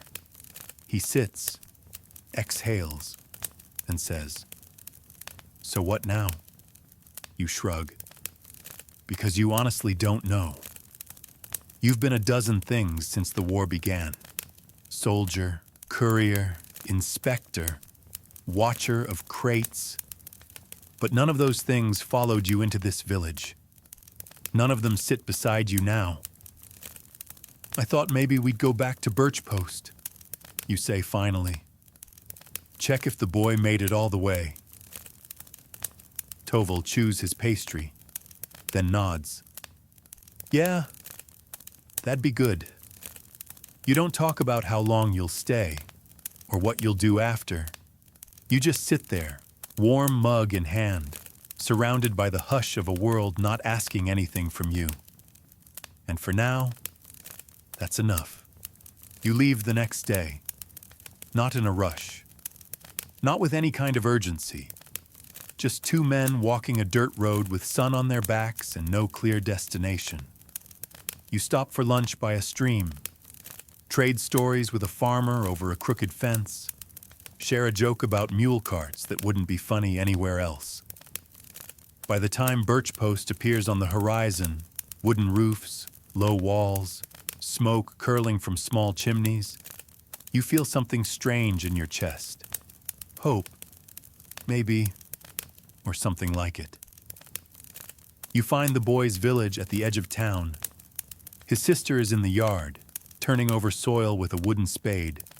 She sees you before you can say anything. She smiles and waves. He appears at the doorway, taller than before, clothes better fit. He looks at you both, nods once, says nothing. But that's enough. You leave without a word. Because some stories don't need endings, just confirmations. That night, camped under a sky that finally feels like it belongs to everyone again. You sit beside a small fire with Tovel beside you and the charm from Malric looped around your wrist. It still smells faintly of rosemary and smoke. You lean back, arms behind your head, watching the stars rise like they always have. Toval pokes the fire once, then settles in. And then, quiet. Not the kind of quiet that's waiting to be broken, but the kind that means you're finally allowed to rest. The fire dies slowly. You and Toval sit in the glow of it, backs resting against your packs. Eyes soft from the kind of tired that doesn't come from marching or lifting, just from being. The kind of tired that sneaks up on you in peaceful places and whispers. You made it, for now. Above you, the stars bloom. They seem brighter than before. Maybe it's the clean air. Maybe it's that you're finally far enough from war that the sky feels honest again. You spot the familiar constellations, the crooked spear, the hollow crown, the dog with two tails. They were always there. You'd just forgotten to look up. Toval shifts beside you, scratching at the fabric behind his knee. You know, he says, for a while there, I didn't think we'd ever see a sky that wasn't on fire. You hum in agreement, or smell air that didn't come with ash. He snorts, or sleep without one eye open and a knife in hand. You glance down at your blade. It's still within reach. Habit, not necessity, but the hand doesn't move to grip it. Not tonight.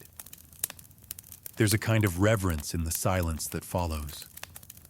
Not solemn, just full, like a long-held breath being released. The trees rustle gently in the night breeze. A cricket starts up somewhere nearby, testing its voice against the hush.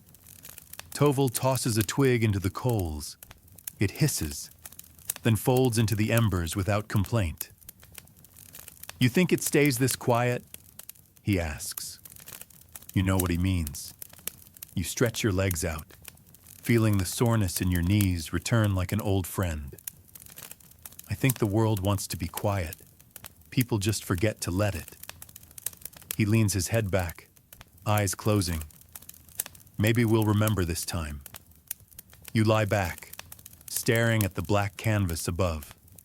The charm on your wrist shifts against your skin, light as breath. You don't believe in luck, but you believe in gestures, in things that are passed hand to hand, heart to heart, without fanfare. That charm isn't a cure, but it is a thread, and threads can hold a lot. The next morning, you wake before the sun.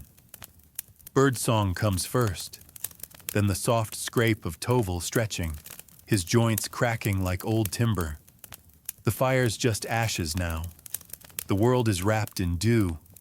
You boil water over a few dry sticks, tea leaves, a bit of dried lemon peel.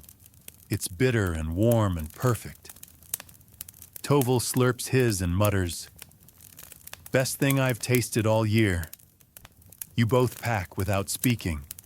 The path ahead isn't marked. No signs, no orders, just a fork in the road and the knowledge that neither choice requires permission.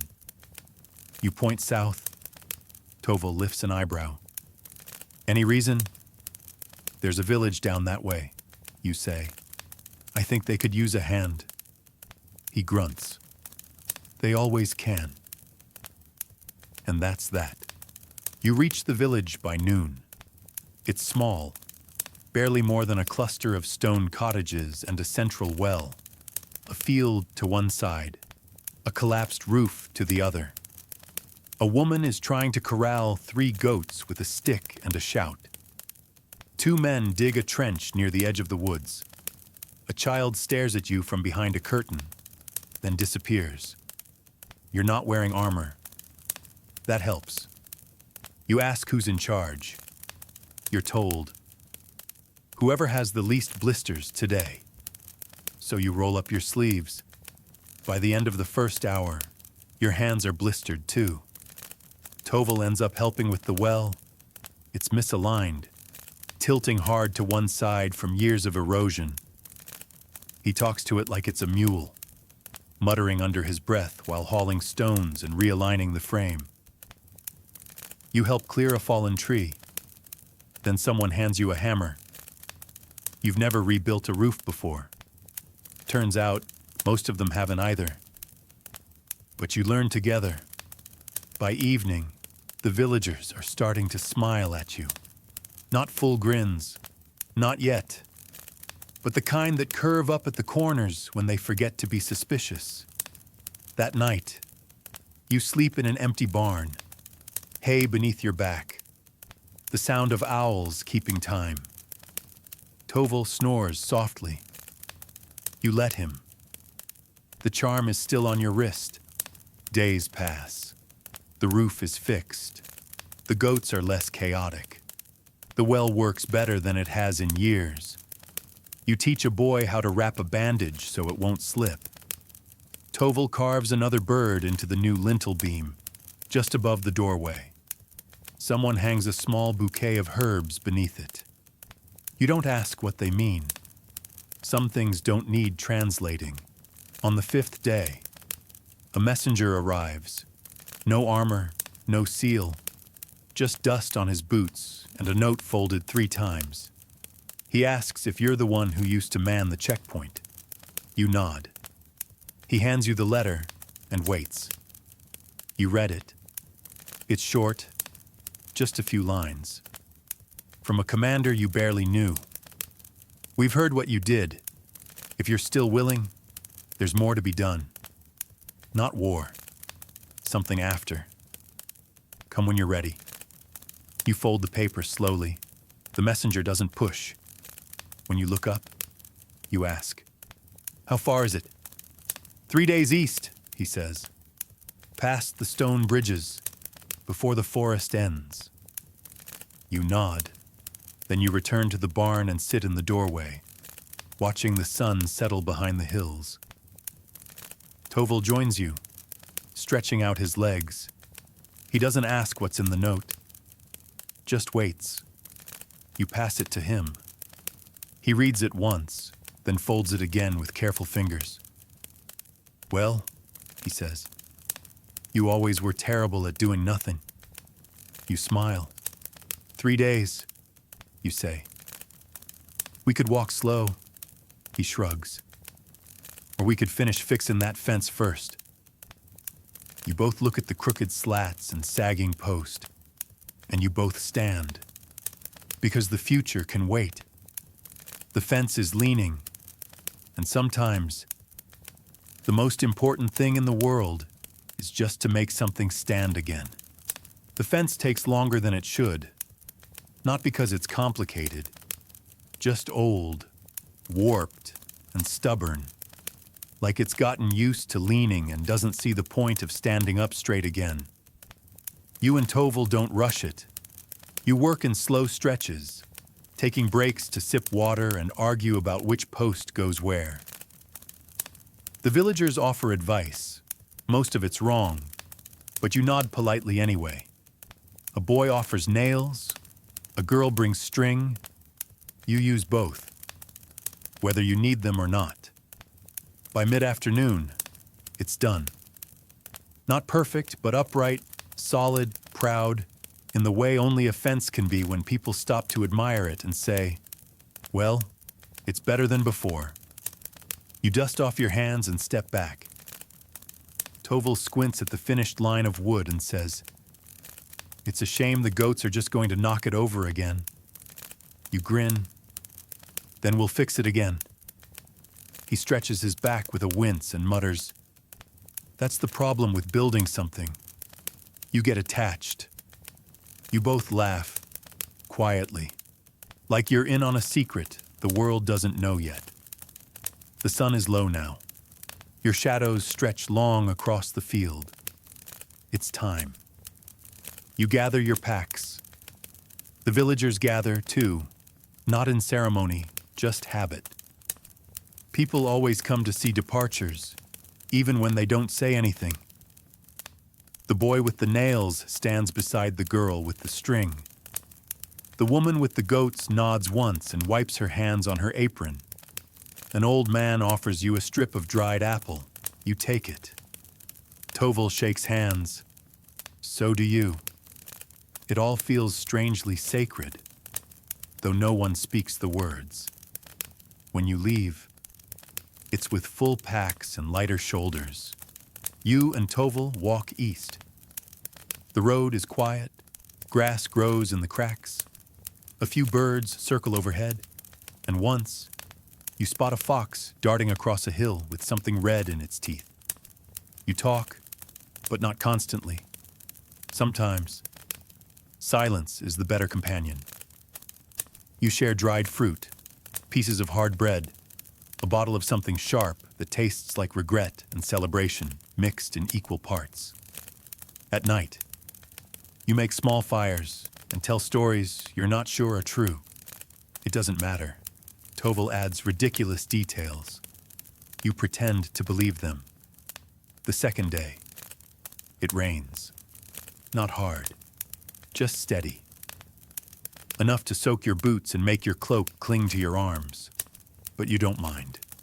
The air smells like pine and clean earth, and the water's warm for once. Toval slips twice in the mud and curses dramatically. You mock him.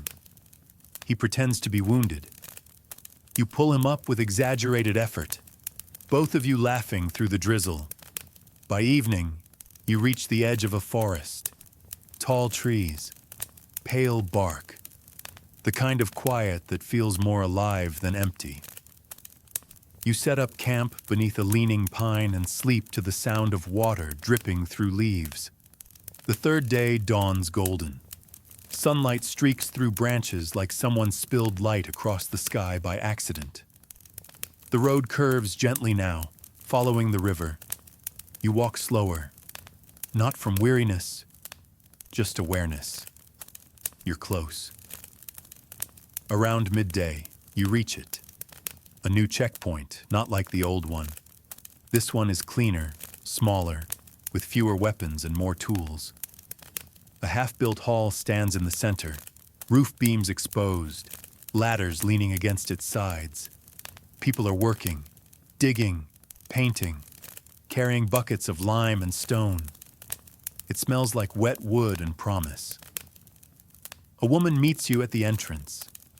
She's wearing a leather apron, sleeves rolled, hair braided tight against her head. Her face is lined, not with age, but effort.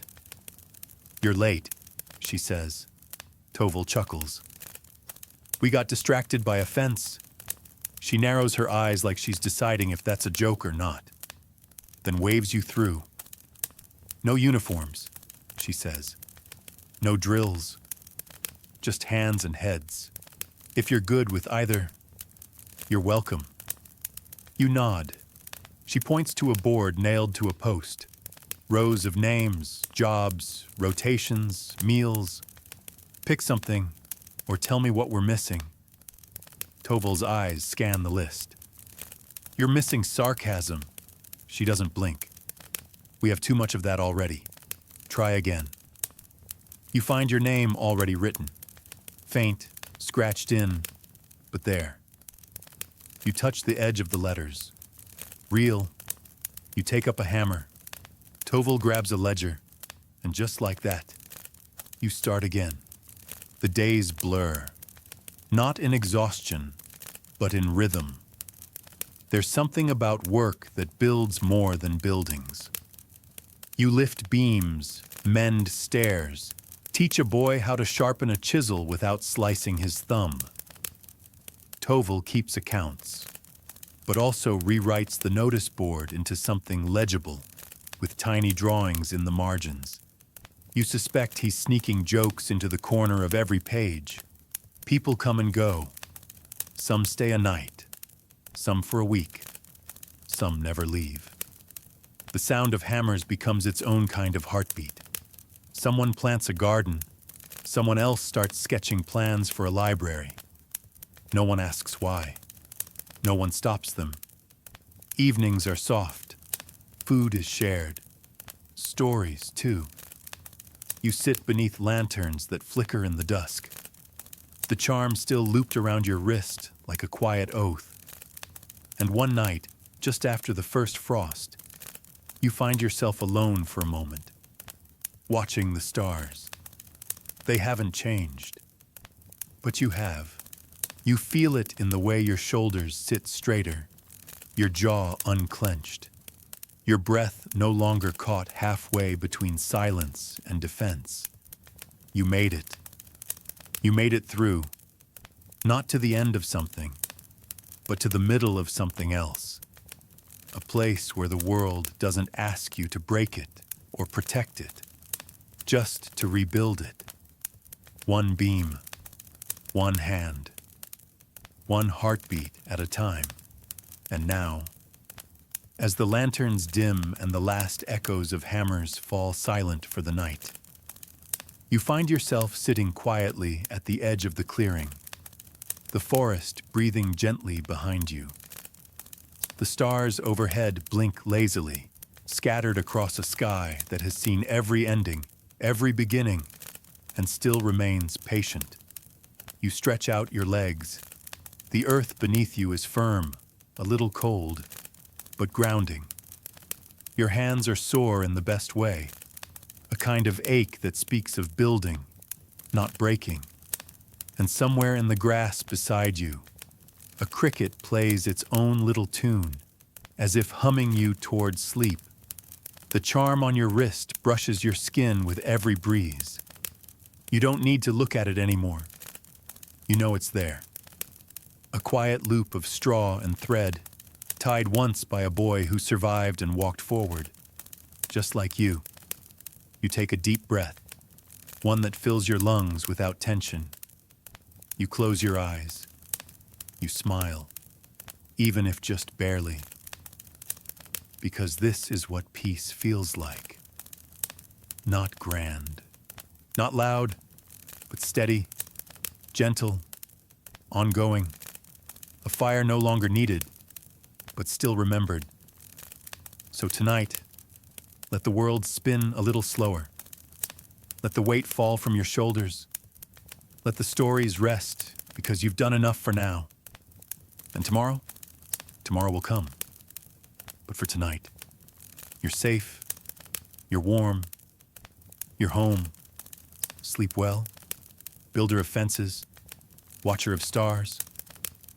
The night holds you kindly, and morning will wait. End of script. Sweet dreams.